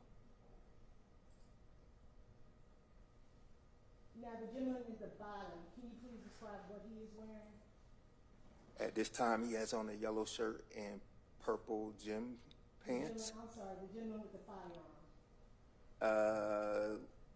The first one I circled is wearing all black here. And the second one? Second one has that, a red shirt and blue jeans. And are you able to tell what type of weapon that is that he's pointing in your direction? At this time, it looks like a long rifle. Potentially could be a AK-47 or AR-15, potentially. Once again, can't make it out. It's kind of blurry. Do you recall that that is the individual that you encountered further up on the university that was out of view? I do not recall. That was 5 years ago. And at the top of the screen, do you see the gentleman with the white shirt on? I do see a gentleman with a white shirt on. Are you able to tell whether or not he has a weapon? It looks as if he's pointing a weapon. If you could circle for the ladies and gentlemen of the jury, if you could circle that person. I've already circled him. I'm sorry, the one with the white shirt on. Yes, I've already circled him. That's what about the other one in the furthest view back going towards Pryor Street? Do you see that individual with the white shirt on? Once again, I can't make it out, but it looks like that gentleman may or may not have a weapon, but he does have a white shirt on and blue, looks like black jeans or black long pants. But once again, it's too blurry for me to make out whether he has a weapon on him or not.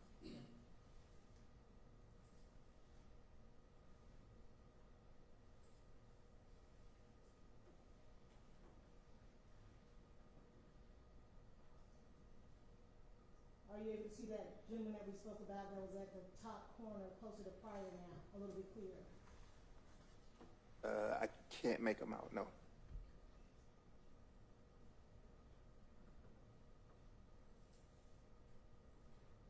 And now that he's coming closer into the camera view, it looks as if that is a long guy. And you can try to tap that screen again and take the circles off. Am I going to hit X? I'm going to just have Mr. Biden come sit next to you. We're spending a lot of time together. Only thing I ask is you don't sit in my lap. Okay, all right, that's good.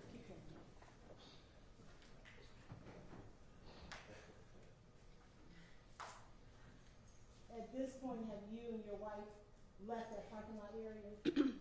Yes, it looks as if we've made our left-hand turn to continue down Pryor Road and go to Slater Elementary, where I made a left-hand turn to go home.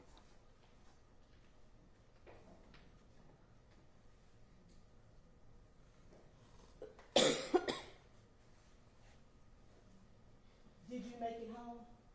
I did make it home, thank goodness.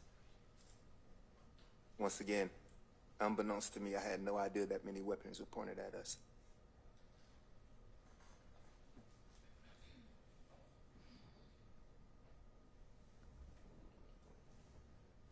When you got home, what did you do, if anything? Of course, I had a yelling match with my wife, and then I picked up the phone and called 911. I want to back up you. In that moment, when you're outside the camera view and you're having that interaction with the light-skinned male with the long gun, what's going on in your head? What are you thinking? How are you feeling? I'm thinking safety mode for me and my wife. Once you get home, you said you got home, you and your wife. Was your wife upset with you? She was not upset with me. I think it was more so of a... Object to speculation, Your Honor. Okay. It's sustained. You can ask a question differently. You indicated that you and your wife got into, I don't want to put words in your mouth. What happened with you and your wife when you got home? Interaction between us, we love each other. It wasn't necessarily crying per se, but definitely more of a so glad that we got through that. And Then once again, called 911. And were you able to get through to 911 immediately? It took a little bit of time, but I was able to get through to an operator at some point. At some point, did you learn about the death of Secoriea Turner? I did, but it was several days later. How do you recall learning about Secoriea Turner's death? I recall looking at the news and finding out about her death, and then knowing that we came through that way at that time. And do you recall about what time it was that you were coming through that area? I believe, once again, that was 5 years ago, but I believe it was 9:30 to 10 o'clock-ish. And at some point, did you ever speak to the police about you and your wife having guns pointed at you and the interaction that you had with the light-skinned male with the long gun? I once again did not see the second interaction. I was when I got a chance to talk to a Detective Shepard that I learned that there were individuals that were pointing guns at me as we were driving away. Do you recall seeing a press conference held by a person of interest a few days after the killing of Secoriea Turner? Several days later, yes. And did you talk to Detective Shepard about what you had observed after seeing that press conference? Well, I mean, it wasn't connected in my opinion, but yes, I did have a conversation in reference to what I saw that night. I didn't necessarily intermingle that information into the conversation with Detective Shepard. Do you recall having a conversation with Detective Shepard and indicating that you recognized... Objection leading. Can you rephrase?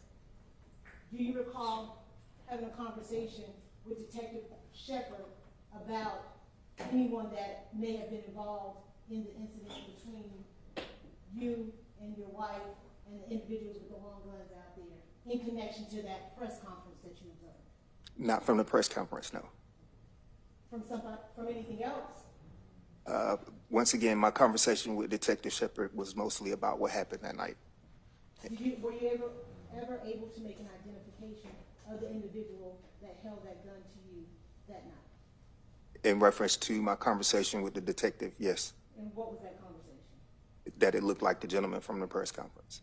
That the person in the press conference looked like the gentleman that had held you at gunpoint? Yes, that is correct. That had the long gun and impeded me from going further down University Avenue. Nothing further. Cross-examination? Very briefly, in your interaction with Detective Shepard, did he ever show you a lineup of multiple individuals? He did not. Did he ever offer you an opportunity to just come to the station and look at multiple individuals? He did not.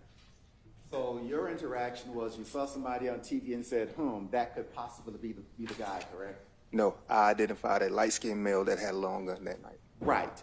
But as you sit here today, you don't have any independent recollection of that person you saw, correct?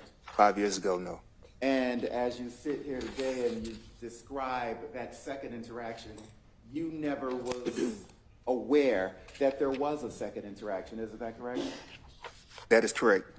And isn't it correct that when you got out of your vehicle, you had your gun in your hand, correct? Safety mode, yes. Safe mode?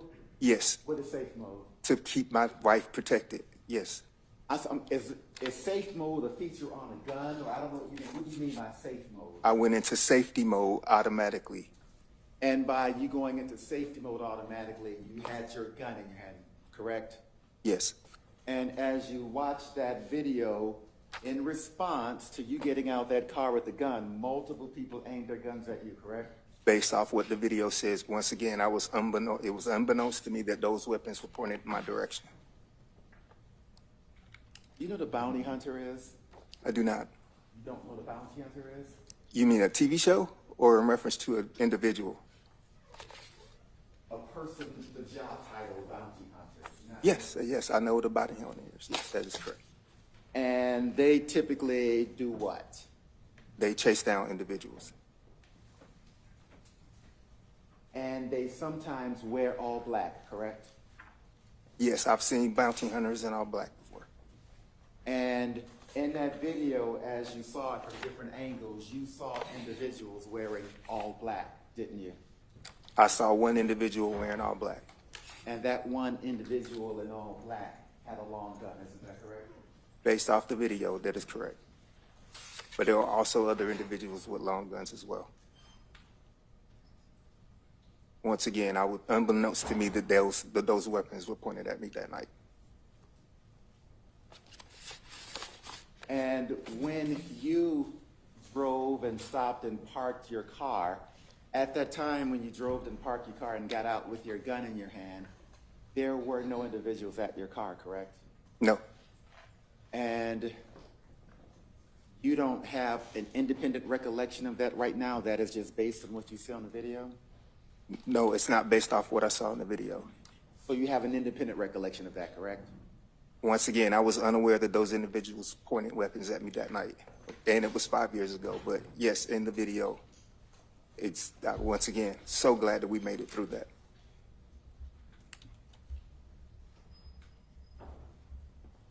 At the time of this interaction, did you ever describe anybody wearing a red shirt? To the detective? Yes. No. Thank you, sir. I have no more questions for you. Any redirect? Just a few. But in this video, you can see a gentleman with a red shirt and light jeans pointing what would appear to be an AR-15 at you That is correct. in the direction that you and your wife were traveling. Based off the video, that is correct. And it wasn't just individuals in all black that had guns that night, correct? Based off the video, that's correct. There was an individual with a white shirt on with a gun, Based off the video, that is correct. another individual with a white shirt on and black jeans that had a gun too. Based off the video, that is correct. And I'm not sure if you could tell that gentleman that did have on all black. Were you able to tell the complexion of his skin at all? I could not. Once again, I was unaware of those individuals pointing weapons at me that night. So when you talked about a light-skinned man with all black on, it wasn't that individual that was pointing that gun? No, not that individual in all black, no. And prior to you pulling out your weapon for your wife's safety and your safety, had a gun been held to your head? Yes, my initial interaction when I begged the individual to please let me turn around. He told me I was being disrespectful, and I said, well, I'm not trying to be disrespectful if you'll just allow me to turn around. And he did allow that to happen. I believe I made at least 2 or 3 requests, but eventually he allowed me to turn around. Was that a traumatic event for you and your wife? Yes, of course. Any requests? One question. So this light-skinned individual in all black, he never hit you or anything, did he? I did not say he had all black, but he did not hit me, no. All right, thank you, sir. Okay, can he be excused? Yes, he can. All right, sir, thank you for being here with us. You're excused, so that means you can stay and watch the trial if you'd like to, or you can leave. Ready with your next witness? Yes, Your Honor. The state of Georgia will call Samantha McCord to the stand.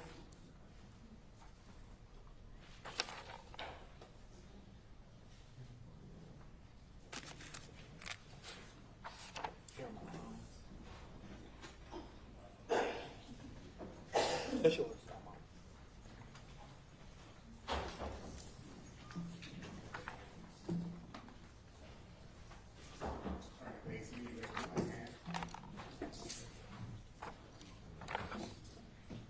You swear to affirm the testimony you give to the court that the truth, the whole truth, so help you? Yes. Go ahead and have a seat. It's in my state spelling in the court. My name is Samantha McCord, SAMANTHA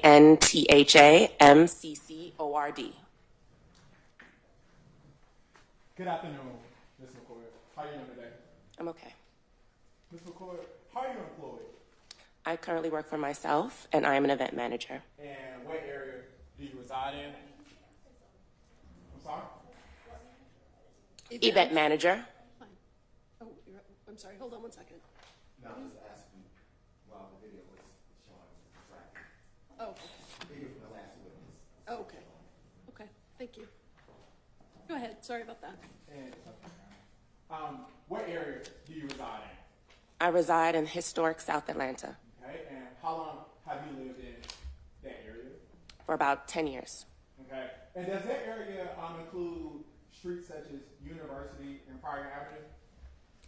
They would not consider it to be a part of that area, but it is right there on the cusp, connected to it. Okay, so how far is University and Pryor from where you reside? Less than a mile. Less than a mile, okay. And do you normally travel on University? Yes. Okay. Who is Christopher McCord? He's my husband. And how long have you been married? We've been 7 years, going to be 8 years at the end of this month. Okay, right. So now let's talk about April of 2020, right? I want to draw attention back to April. What was that area like back in April of 2020? Just very regular space with cars. We had a Wendy's. It's a food desert area, so that was really the only restaurant. There's an alcohol package store. There were about 3 gas stations, and they were building another one. Okay. So activity in those places, but pretty quiet. Okay. Were there any protests in April of 2020? I don't recall any protests. Okay. Now, let's go to June of 2020. Mm-hmm. Did that area change? I believe that year there was more activity out in the streets, but in terms, I'm not recalling anything that's specific. Okay. Was there something that happened in the area around June 12th of 2020? I do know that at the Wendy's, there was an incident between an officer and an individual, which led to his death, and then they burned down the Wendy's. All right. And once it burned down, how did that area change? Did more people start to show up? Yes. And yes. People showed up based off of your perception. What was the reason for them showing up? A lot of speculation. Based off of her perception, she's testifying from her personal knowledge. She lived in the area, she traveled in the area. So She can testify what she saw. Right. So when you traveled in the area, what did you see? There were protests right at the Wendy's area that had burned down. We avoided University for a bit. We were aware that community members were working in order to get some peace on that street because cars had to go around people and they were trying to avoid the street on a whole. But we knew from community organizers that there were protests happening. So let's talk about the times. So during the daytime, was it more or less traffic than during the nighttime? Bad question. During the daytime, was it more protesters out, or at nighttime, was it more protesters out? It seemed for a while as though it was the same, and then it became where an incident where a woman was hurt by a ricochet bullet. There was a lot of protesting happening in the morning, just nonstop people. Okay.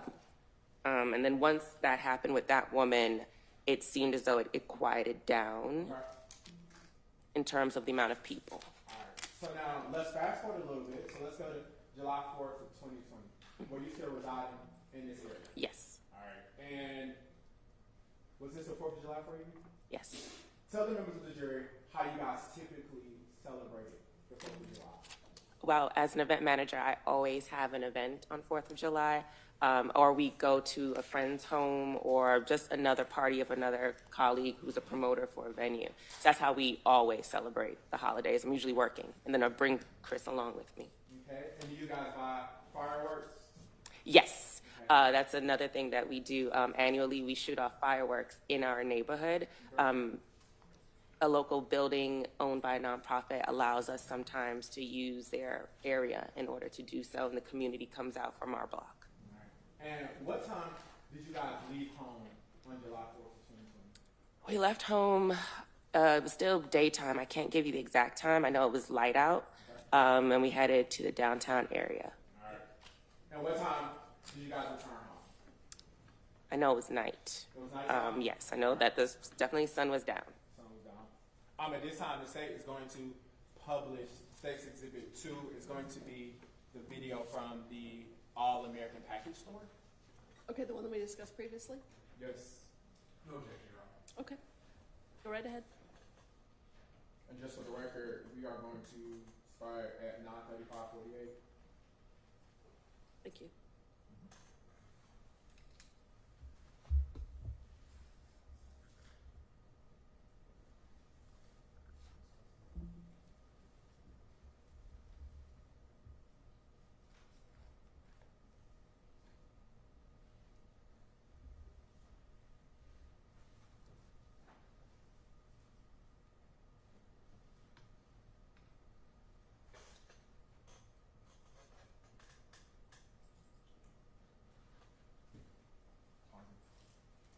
pausing at 9:36:09. Ms. McCord, do you see your car? That does look like Nisi the Nissan, yes, over there on the street. You see the Nissan? Yes. All right. Can you tap the screen? And can you circle your car? Hit the pencil for me.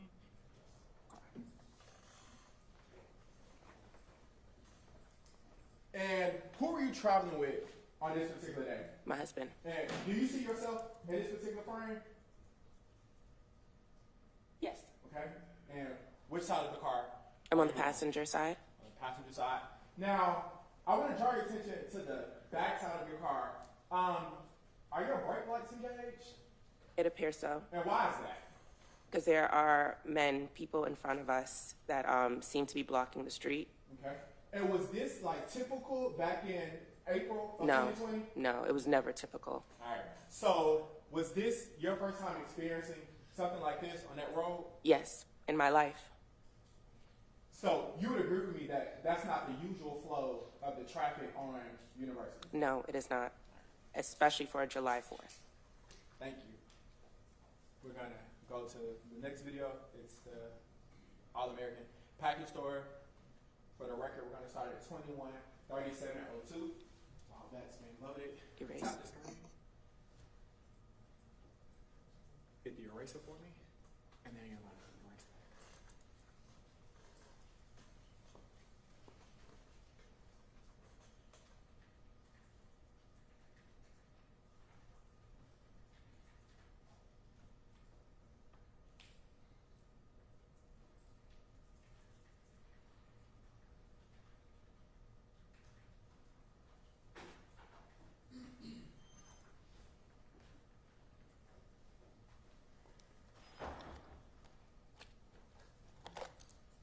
Now, what are we watching? That's my car going past the package store. Okay. So once your car goes off screen, can you tell the members of the jury what happens next? At least 4 individuals are in front of our car and they stop us. My husband is confused about what is happening. He gets out the car after rolling the window down. A man is yelling at him. I'm not really recalling what the man was saying, but Chris is saying before he gets out the car, we live here, we're community members here. He gets out and he says that again, we're just trying to get home. We're just trying to go down the street and get home. We live here. They have more back and forth, and then Chris asks, well, can I just turn around? Can I just turn around? And then he gets in the car and he tells me they have guns. And so he lets me know that we can't go forward. So he backs up and then begins to move forward to turn around in order to make the left onto Pryor Road so that we could go home. And at any point, did you see the guns pointed at your car? I believe that they had weapons. Okay. Yes. And what kind of weapons did you believe that they had? Due to the lights from the car, I could see what appeared to be like at least one long barrel gun, but I'm not good with identifying the types of guns. All right, so we're going to resume watching. Well, let's go back. How was this experience for you during this particular moment? Terrifying. Okay. And tell me why you used the word terrifying. Because it was first time ever that I felt like so just at any moment, any one of them could harm us, could harm him. And there was just nothing we could do. There was nobody around to protect us, and Chris couldn't. Were you in fear? Yes.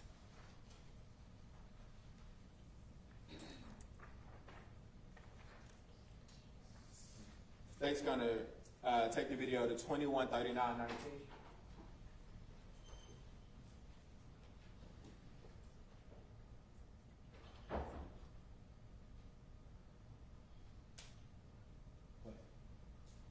Pause it.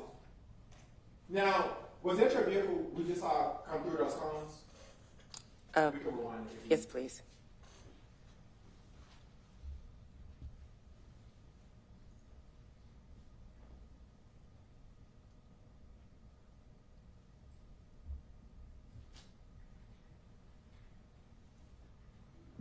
Yes, that appears to be, yep, Nisi.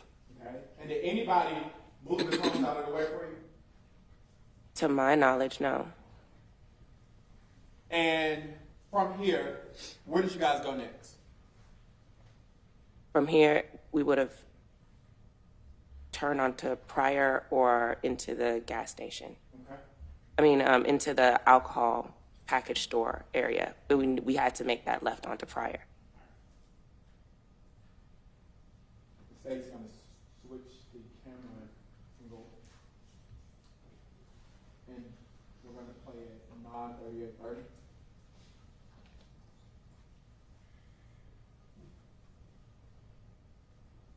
Any objection? Oh, no objection. Okay, go right ahead.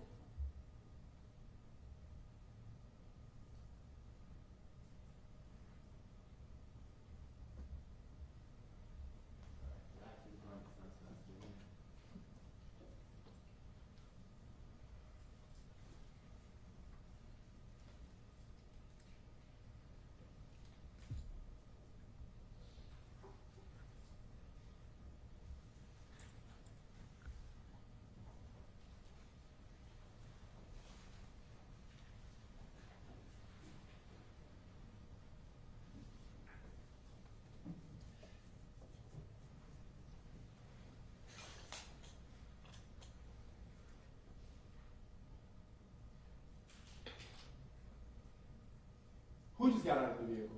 My husband, Christopher. And is he upset? Yes, Who just got out of the vehicle just now? that's me. What are you wearing? I'm wearing a dress.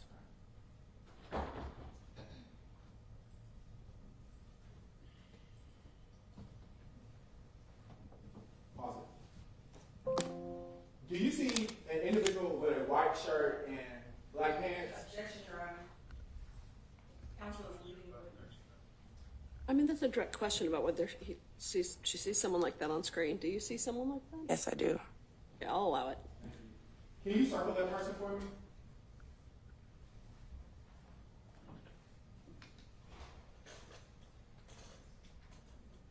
And what, if anything, does that person have in their hand? A gun. And is that gun pointed in the direction of your car? Yes, it is. You can erase that circle for me. Can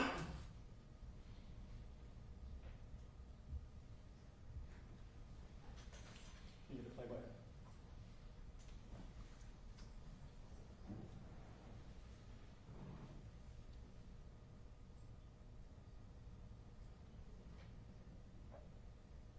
Pause it. Now, can you circle all of the individuals that you see with a, oh, I'm sorry, do you see people with guns in this photo?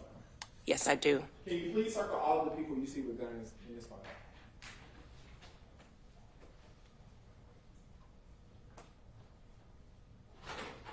Now, do you see someone wearing all black? I do see a person wearing all black. Does that person have a long gun? From this photo, I cannot tell. Do you see a person with a red shirt? Yes, I do. What is the position that this person with the red shirt is in? From my training with Chris, it would be a squatting shooting position. My husband trained me in shooting, just in case I had to defend myself. What about the person at the top screen that you circled?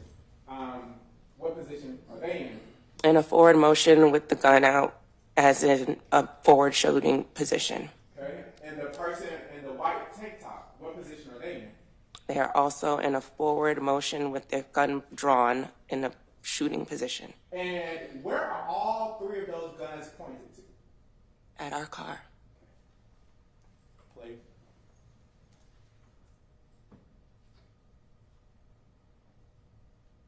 Pause it. The person in the red shirt, what direction did they just walk in? They started walking back down University, going east. Would that be towards the barricades? That would be towards the barricades, yes. And would that be the same direction that you just described the guns were pointed at you at? While we were driving, when we first were driving, Yes. when we first entered University heading east, yes. Okay. And do you see any color, or what color lettering do you see on the back of the person in the red shirt? I see white. And do you see a bag of any sort? Yes, I do. Like a cross satchel bag. We can take the video down. Thank you. And once you guys,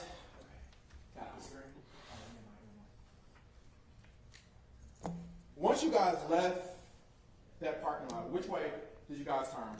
We made a left onto Pryor heading south. Your Honor, pursuant to the business record exception, the state would like to enter the CAT report and the 911 call. Okay.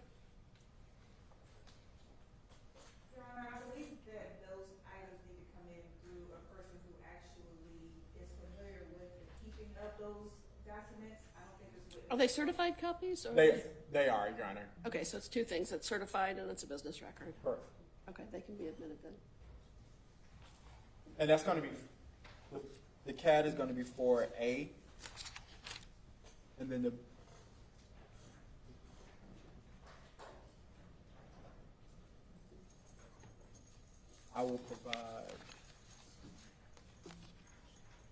I'll provide the business record. So, once you guys left, did you call 911? Yes, And why did you call 911? because our lives were just put at risk, and we knew other people were coming down that street. It wasn't blocked off by these people clearly, as if they wanted people to keep coming down. And so we saw other people driving down, someone was going to get hurt by these individuals. So we wanted the police presence there.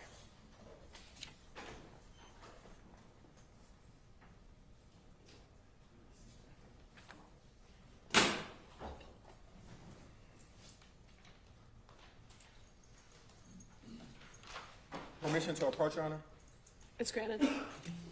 I'm going to show you what has been marked as State Exhibit 5.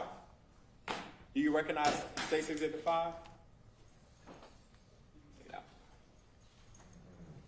Yes. And how do you recognize State Exhibit 5? It was shown to me, and I also signed it. Okay. And did you have an opportunity to listen to that CD in its entirety? Yes. And was that a fair and accurate recollection of the 911 call you made on that particular night? At least one of them, yes. Your Honor, State Exhibit 5. Objection? No objection, Your Honor. It's admitted. Permission to publish State Exhibit 5, Your Honor? Granted.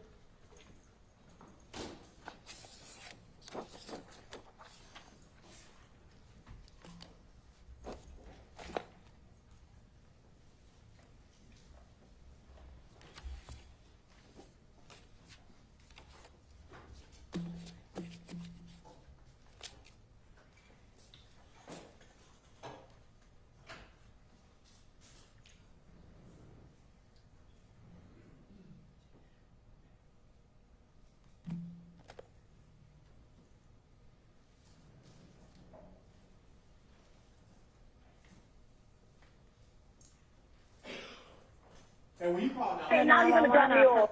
when you called 911, who was with you?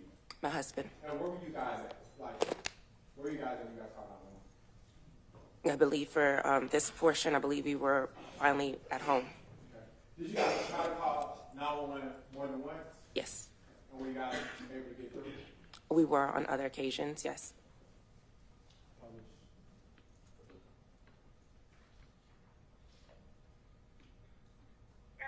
Oh, okay, now you're gonna drop me off. Now you're gonna drop me off? 3 with the address of the emergency. Yeah. Atlanta 911 with the address of the emergency. Uber, Lyft, whoever you is that you're working for. Atlanta Yeah, 911 is you do, disconnected man, due you to no do, response. you do. Atlanta 911 operator 7663 with the address of the emergency. Listen, the Wendy's on University. Someone put a shotgun in. All right, where are you going to meet us at? I don't care what I mean you, but the Wendy's on University. Someone put a shotgun in my face. All right. Do you recognize that voice? Yes. Whose voice is that? That's my husband's voice. I don't care what I mean. University Avenue, Wendy's. It is the same area where our brother was shot. There are gentlemen there that are trying to regulate traffic and putting shotguns and guns in people's faces. Mm-hmm. Do you want to meet with the police? He pointed it at our.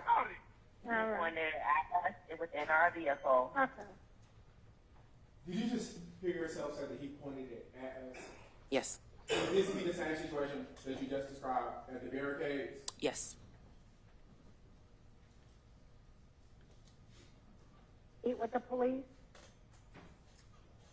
Absolutely. You will meet with the police here at the corner of University Avenue.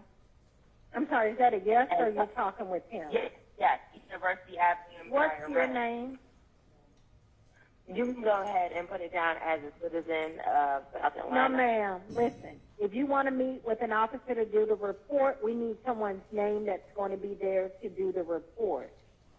Now, we can send them out as a, like you don't want to meet with an officer in reference to someone. But if he's crying in the background and he feels violated, he has a right to file a police report. So does he want to file a police report, or do you just want us to go down there to check on those people at Wendy's? Those are two different things. Okay, and then, yeah. I couldn't hear you. No, I have. You hear me now? Hello? Sorry. Yeah, no, your phone is cutting out. What now? Hi, my name is, do you hear me now with what I said my name is? No, I didn't hear you. Do y'all want to meet with an officer, yes or no?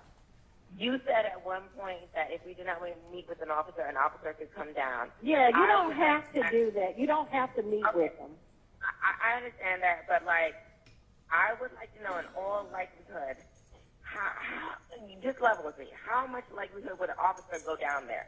Despite our scenario, what we have gone through. Right. So I'm a call taker. So my job is to process a call. Now, what they do when they get down there, that's not on my scope of practice. So my question was, the guy that's crying, that felt violated, do you want an officer to come out to meet with him or not? Otherwise, we're going to have to move the call forward. I would love for you, without taking our name, to send somebody down to University Avenue. All right. And how many is out there? Thank you so much. You're welcome. I would like how many is out there? Because our community members can't get through there and they're becoming agitated. All right. Please get people on University Avenue. Thank you. Bye-bye. Thank you. And let's kind of talk about that. So once you arrive home, you make the 911 call. What happens next? We made several 911 calls because we wanted to check that police had actually showed up. Chris wanted to go back on the other end of University to see, since these individuals were closer towards the Pryor Road side, he wanted to go down on the McDonough side to just see if the police had shown up. It's too risky for us to do that, and so we just kept calling to get confirmation from the operator if police did actually show up, and we could not get confirmation. And once you got the ride home, what was Chris's, as you call him, what was Mr. McCoy's reaction?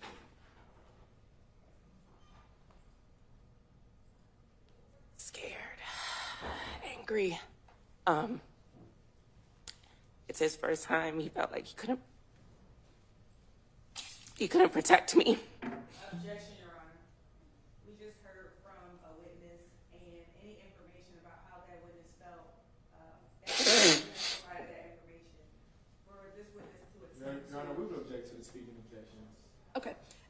It's speculative, and so I'm going to disallow that. Thank you, Your Honor. Ms. McCoy, have you been around your husband for, you said what, 7 years?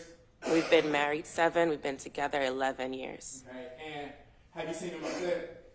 I have. Have you seen him happy? Yes. Have you seen him scared? Yes. Would you know the difference between those 3 emotions based off of your experience with him? Absolutely, and because this has haunted us, it's also what he told me. Okay. And when you said what he told you, did he tell you that night? Objection, Your Honor. Okay, he's testified.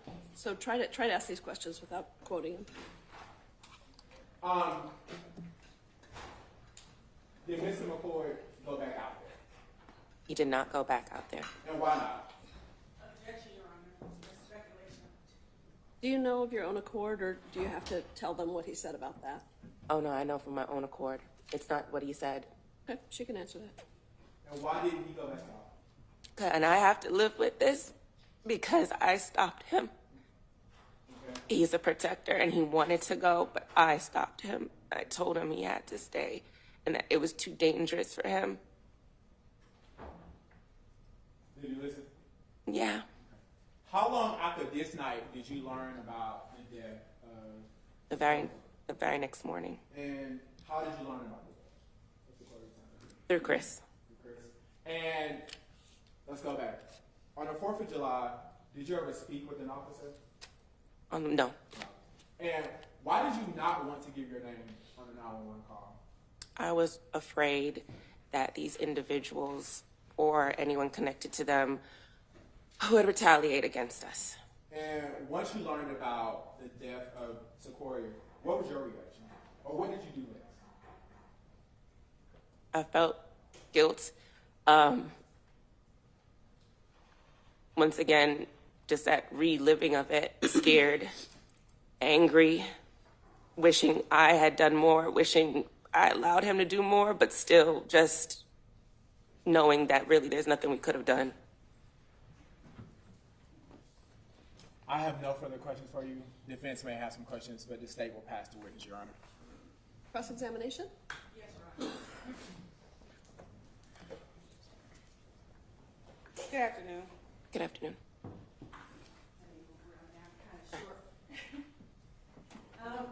Few questions for you. You mentioned that you had been with your husband for 11 years. 11 years. And we saw a video that was played of you traveling with your husband. You knew your husband had a gun, didn't you? My husband does carry, yes. Okay. We saw you on the video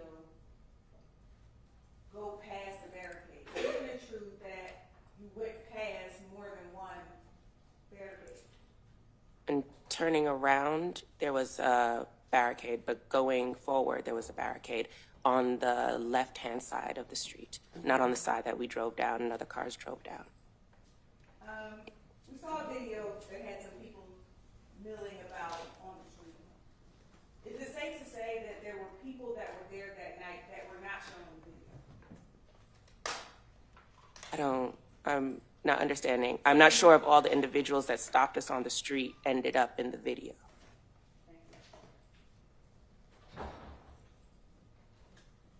So we heard a 911 call that you made.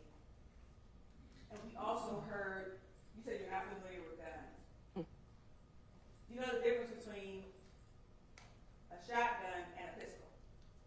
One is smaller. I'm believing that that's the biggest difference that in my mind comes to. One is smaller than the other one. Okay. You also mentioned that you were afraid when we saw the video. But you got out of your car when we saw the video in the parking lot. Yes, correct? for my husband, absolutely. Okay. And then once you got back home, you were safe, right? We believe so until our grocery store got vandalized very close to us. But when you got home, you were inside of your house, correct? The feeling did not feel safe even inside of our own home. So was your door locked? Yes, every time. Okay. Nobody from that location followed you? Did they didn't follow you home? To my knowledge, no. Okay. Give me just 1 minute, please. Keep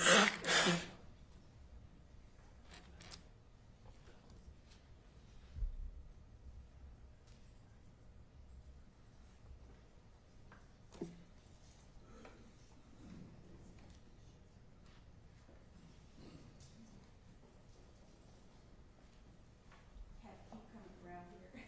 I don't have any other questions. have just a couple.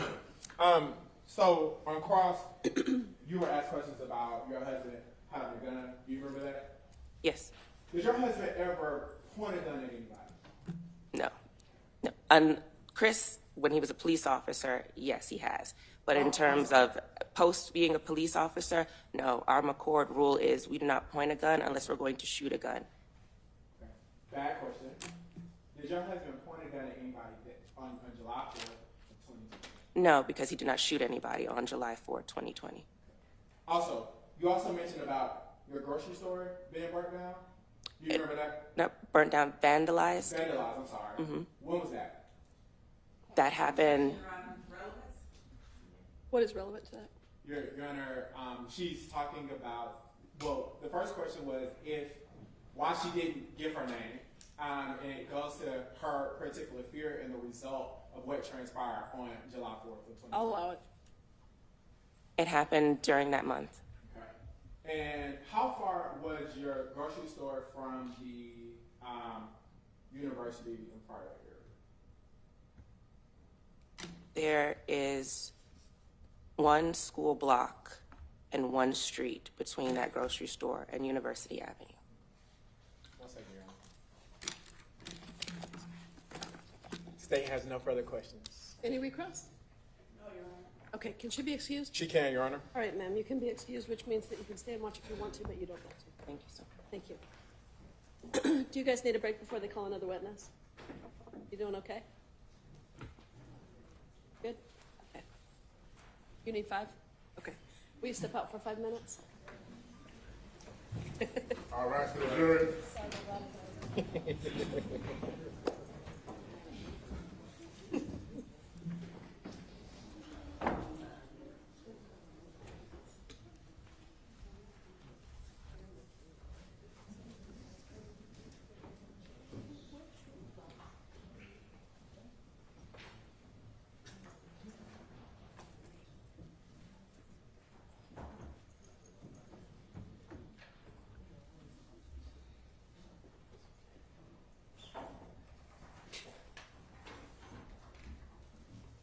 Mr. Conley, could you use the bathroom break?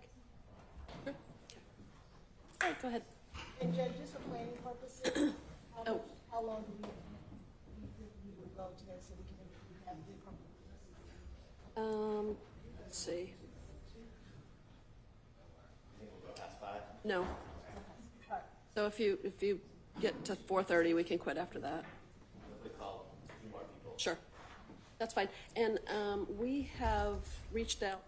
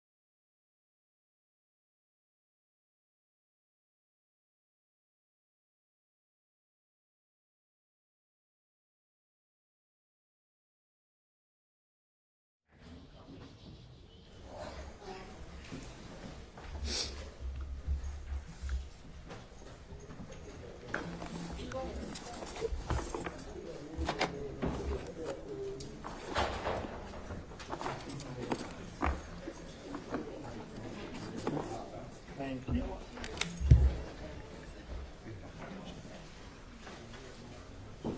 Okay, I think we're ready for the jury in a second. Where'd Adam go?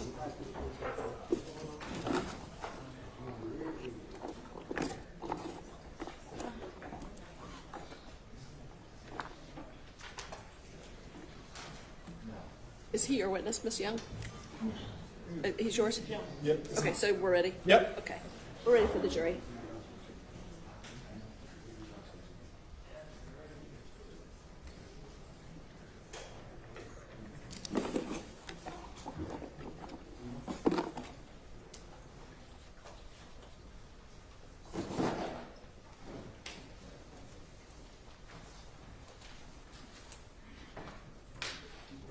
All rise for the jury.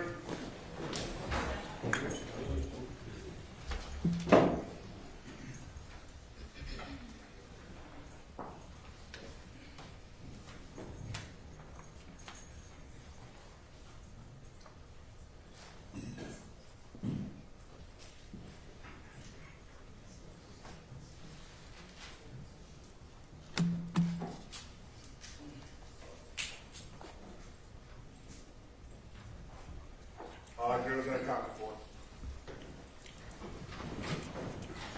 Ready to call your next witness? I am. Your Honor, the state of Georgia calls Investigator R. McClure. You raise your right hand for me. Do you swear to affirm the testimony you give to the court is the truth, the whole truth, so help you? I do. Go ahead and have a seat. This is Mike. State and spell your name for the court.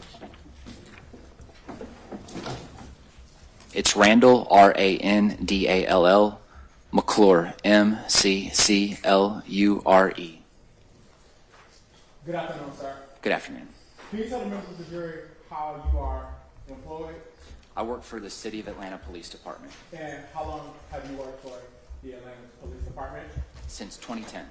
Since 2010. Can you tell the members of the jury what your trajectory or progression has been with the Atlanta Police Department? Yes. I started my career as a Zone 1 patrol officer. I was there for about 4 years. I was sent to the License and Permits Unit for a few years as an officer, at the rank of officer. I tested, I made the rank of investigator. I went to the gun assault team. At the time, we handled all the non-fatal shootings that happened, anybody that was struck by a bullet but survived. In 2019, I was transferred to the homicide unit. And are you post-certified? I'm post-certified. And can you tell the members of the jury again, what does it mean to be post-certified? The state of Georgia certifies me as a peace officer. And what powers come with being a peace officer?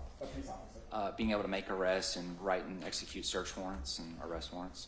Okay. So now, let me direct your attention to July 4th of 2020. Were you at the Atlanta Police Department? Yes, I was. I was on the homicide unit. All right. And did you have an opportunity to respond to 1238 Prior Road? Yes, I did. And where is it located? That's located in very close to Lakewood. It's in between Lakewood Amphitheater, Turner Field, Southeast Atlanta, Zone 3. Okay. Is that in Fulton County? Yes, it's in Fulton County. And what was the reason for your response? We were responding to investigate. At the time, I'm not sure the status of the victim, but it was a shooting that it was believed that the victim was not going to survive their injuries. Okay. And what did you know about this area prior to responding on this particular day? These were wild times back in 2020. This was when that specific area right there, there was a Wendy's restaurant on Pryor that had been burnt to the ground after an officer-involved police shooting. And folks had gone down to that area and essentially taken it over. And the police department was given very vague guidelines on how to respond to calls down there and how to enforce the law down there because the area had essentially been taken over by becoming a autonomous zone. And what time, if you remember, did you respond to the scene? I don't remember the specific time, but I remember it was later in the evening. All right. And can you please describe the scene once you arrived? once I actually physically got on scene, it was there was nothing out there but other police officers. They had sent in officers that had they essentially cleared the area out.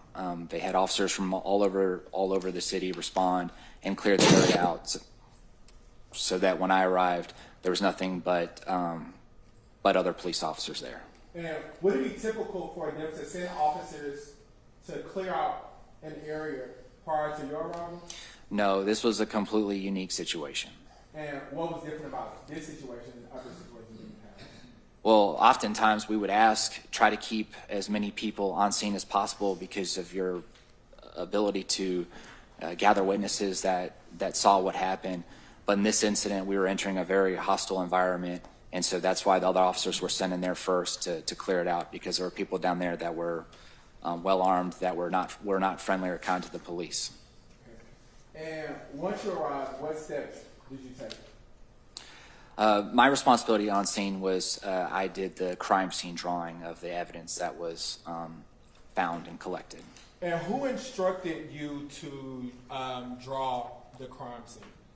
I don't remember anybody necessarily instructing me. If I took it on as a voluntary assignment just to help out. Okay. Permission to approach, Your Honor? Granted. I'm going to show you what has been marked as State's Exhibit 30B. Do you recognize State's Exhibit 30B? Yes, I do. And how do you recognize State's Exhibit 30B? This is a blown up poster board of the drawing that I did. And is this the drawing from the crime scene? Yes. And is this a fair and accurate depiction of the crime scene back on July 4th of 2020? Yes. Have there been any material alterations or deletions? No. Your Honor, at this time, State tenders State's Exhibit 30B. Any objection? It's admitted. Permission to publish? Granted.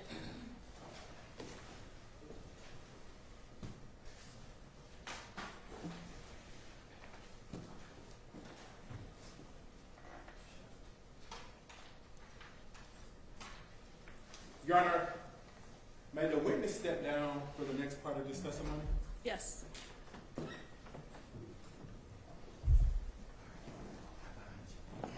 And if opposing counsel needs to move to the other side of the seat, you're welcome to.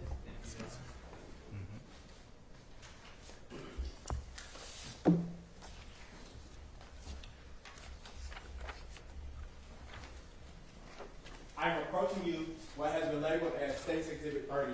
Do you recognize that? Yes, I do. Is that the identical of State's Exhibit 30B? Not entirely, because this has markers to show where evidence was collected, but as far as the map, yes. And would that aid your testimony in showing the jurors where the actual markings were found? Yes. Your Honor, at this time, State tenders State's Exhibit 30. No objection, Your Honor. It's admitted. You can step down. You can bring that with you.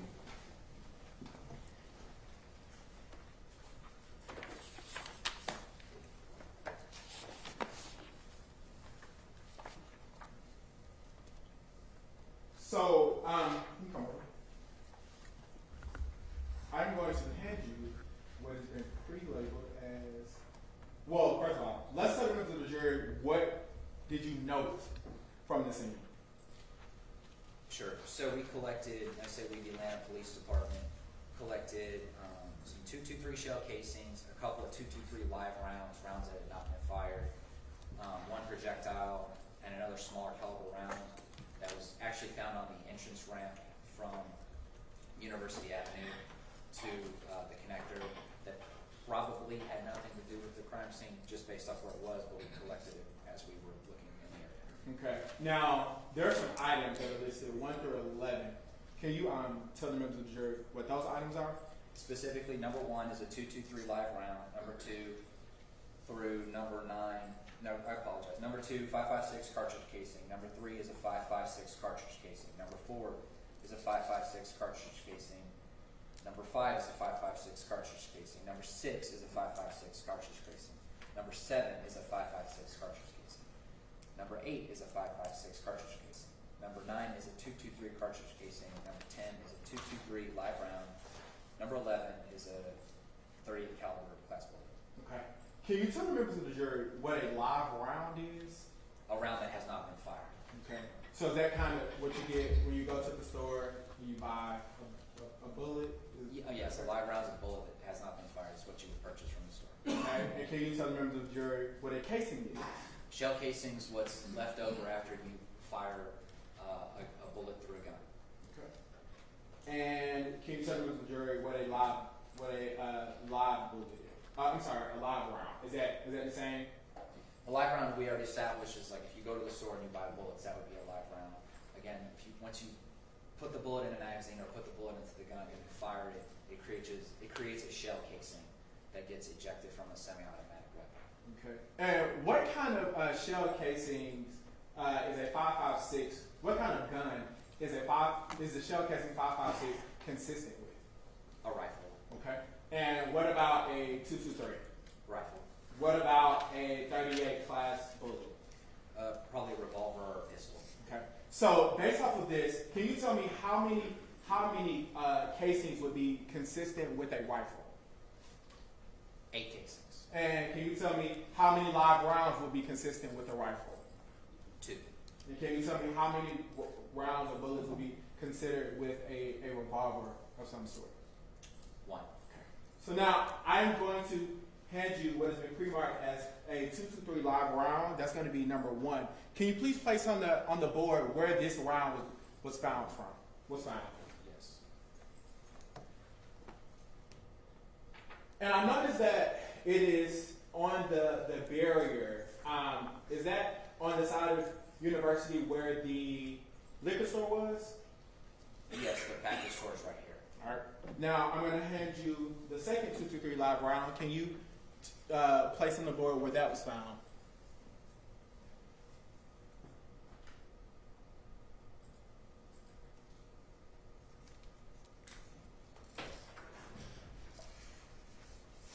And just to confirm, because it's a live round, would you agree that that means that these rounds were never shot out of the gun? Correct. All right. Now, let's go to the 2.23 casings. I'm going to hand you, where did you find one 2.23 casing?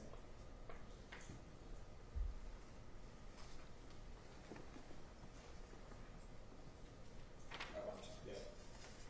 So, let's subtract that. I'm going to hand you one, the 5.5. The 2.23 casing? Yes, which is number 9.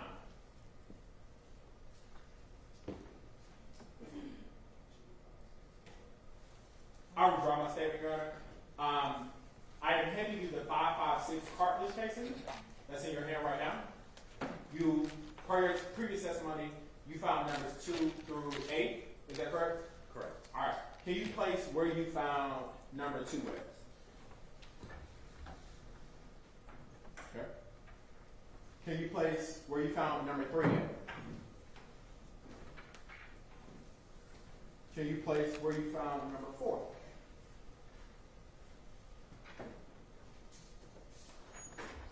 Number 5.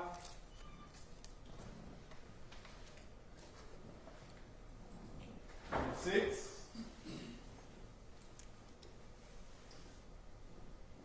Number 7.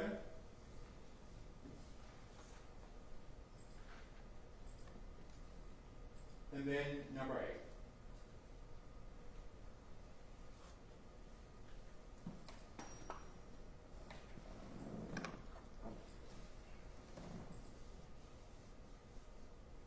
Oh, I'm sorry. I moved one of the live rounds right here.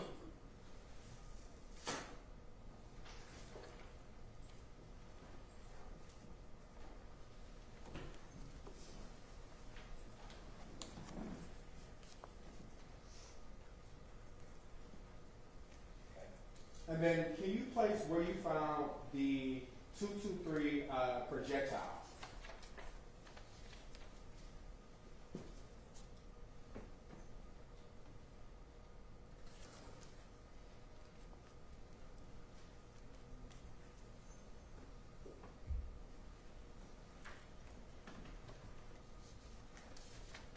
And then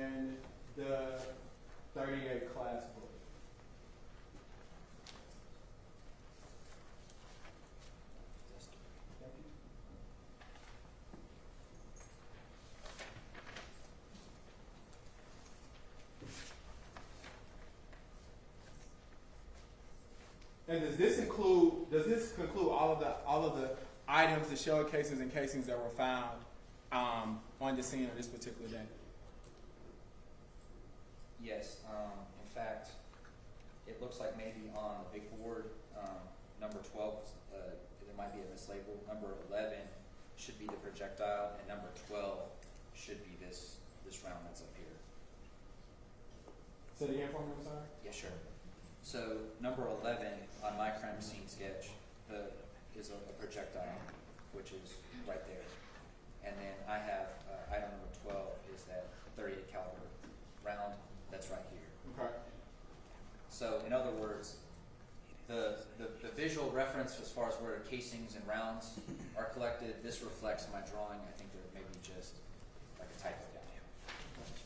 And is this a fair and accurate depiction of where all of the shell casings, the projectiles, and the bullets were found? Yes, obviously not to scale, especially because these things are big, but yes.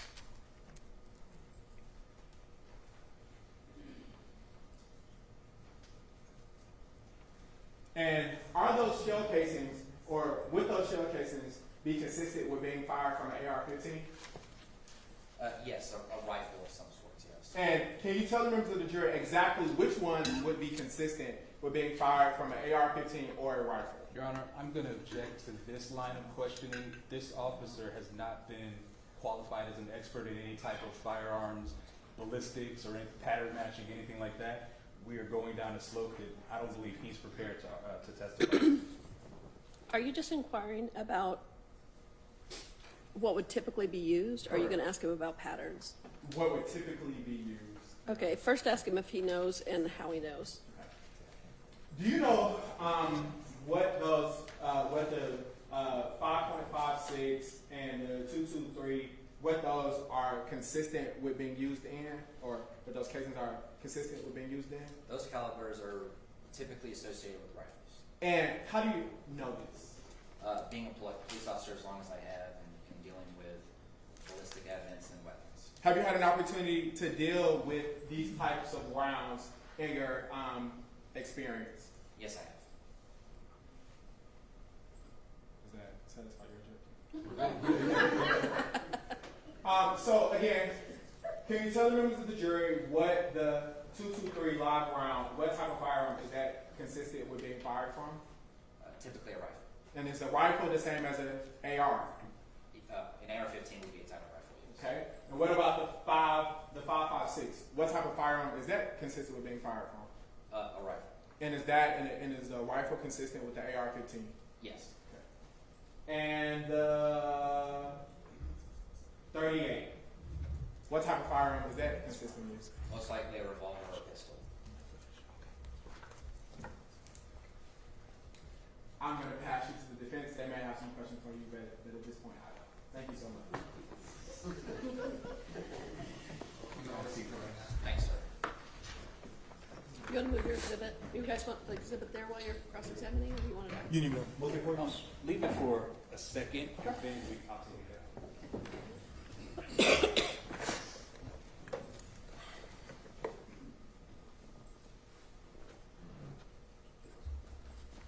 Investigator McClure, how are you doing today? Doing well, sir. How are you? It's been a minute since we've seen each other. A couple years. Yes, sir. So, are you able to see the board from here, or do you need to go? I should be able to see it from here fine. My first question, I'm going to demonstrate this a little more with the jury since the state went into it.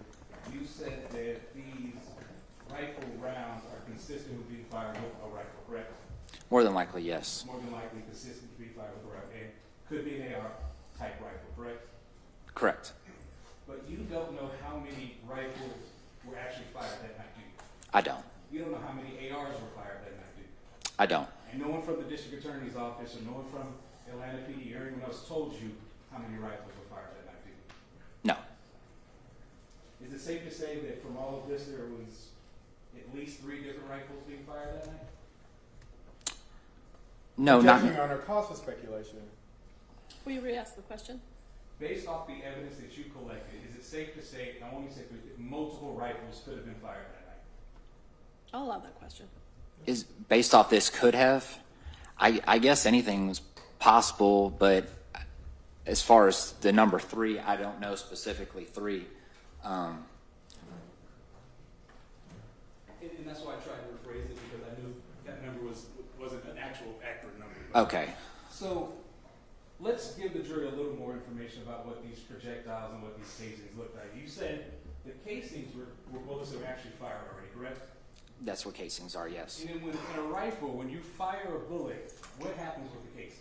It gets ejected from the gun. It gets ejected from the gun. So what that means is, if I'm firing a rifle, casing goes out, right? Fire a rifle, casing goes. Fire a rifle, casing goes. Fire a rifle, casing goes. That's what that means, right? Yes, sir. The majority of the casings that you picked up were on this side of the street. That's where you marked all of them, correct? Correct. How many were on this side? In other words, the north side? Yes, sir. None. Say it again? None. Zero. Okay. So, from what I hear you saying, when the vehicle was shot at, the majority of the casings, the majority of the bullets were coming from this side, right to left.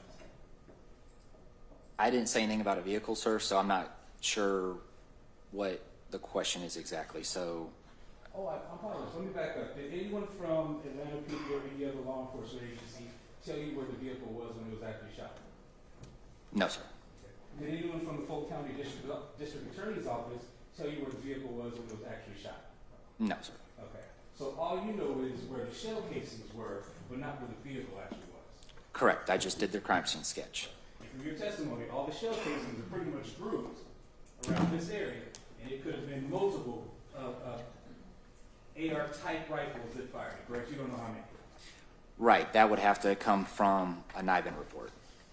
I'm sorry, say that one more time? That would come from ballistic reports. From ballistic reports. And you didn't look at any of the ballistic reports, did you? No, sir. Okay. My last question. You said when you arrived, police officers already cleared the area for people, correct? Correct. Did any of the officers that were there before you tell you that actual other people started coming in and picking up shell casings before they were cleared? I don't recall if that was ever mentioned. Okay. Did anyone from the Fulton County District Attorney's Office told you there's actual evidence that other random people came in picking up shell casings before you arrived? Objection on the facts, not an evidence. I'm asking if he was actually, if he was told that from officers or the District Attorney's Office. That's important. That's important, Your Honor, because this officer testified that he was out there to collect evidence, find evidence, and he also made a sketch of all of this. I get to find out what more he knew, not just the limited part that the state wants to see here. Okay, don't tell them what the information is, just ask them if they gave them information. Did they give you information that shell casings were picked up by other people before you arrived? No, I wasn't aware of that. No further questions. Thank you, Your Honor. Okay, any redirect? Yes. When did you make this sketch? July 17th. Okay, so you made it shortly after July 14th, correct? July. I'm sorry, July 4th. Yes. Also, when counsel was demonstrating shell casings, you would agree with me that someone can fire from this side of the street. When it hits the ground, it bounces and rolls, correct? Correct. The kid. So the point at which it landed is no indication 100% of where it was fired from, correct? Correct.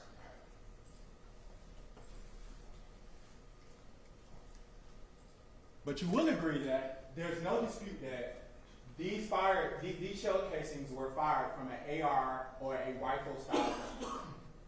Correct. No further questions, Your Honor. My last, it's the last couple of questions. The state said that there's no, just because where they landed doesn't mean that's exactly where they're fired from. So is it a coincidence that all of the casings just happen to be in the same area? I don't know how we could determine if it's a coincidence or not. No further questions. Thank you. Very brief. It's okay. You've heard of gravity, correct?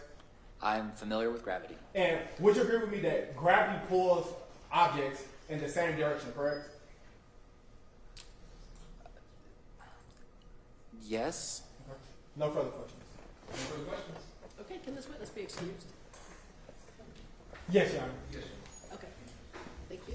You can be excused. Thank you, Judge. So you can remain if you wish, but you can also go back to work. Thank you. Okay. The next witness is longer, is that correct? So we'll wrap it up for today. How much longer?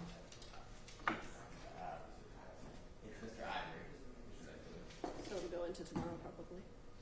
I would assume across, yes. Okay. Members of the jury, we have some other business to take up, so we're going to excuse you for the day. Thank you for all your attention to this. Tomorrow morning, we have to have a hearing outside of your presence, so you can come at 10 a.m. We'll start at 10. All right, for the jury. Thank you. Guys, any bit of experience in it? It's okay.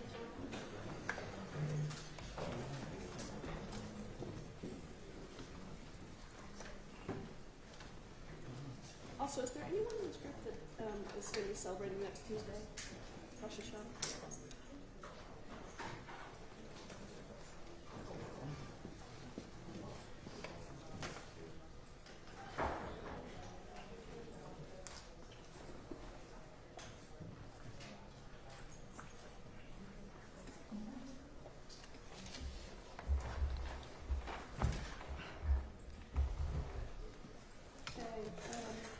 Mr. Hoover, you were going to give me some cases. Do you want to email those to me? About the, About the issue from this morning with the jump drive? yes, Your Honor. Can you just email those tonight? I will. Okay, and the hearing tomorrow, I don't know, have they responded? Yes. They're built, okay. So 9:30 tomorrow for that. Are you gonna have to put the reporter up for that, or? For the hearing tomorrow? It's just argument? That's mine. Is 30 minutes realistic? Yes. Well, I think it'd be less than 30 minutes. Okay. And we don't, are we watching that video, or you attached it, I think, to your motion, but did you guys, are you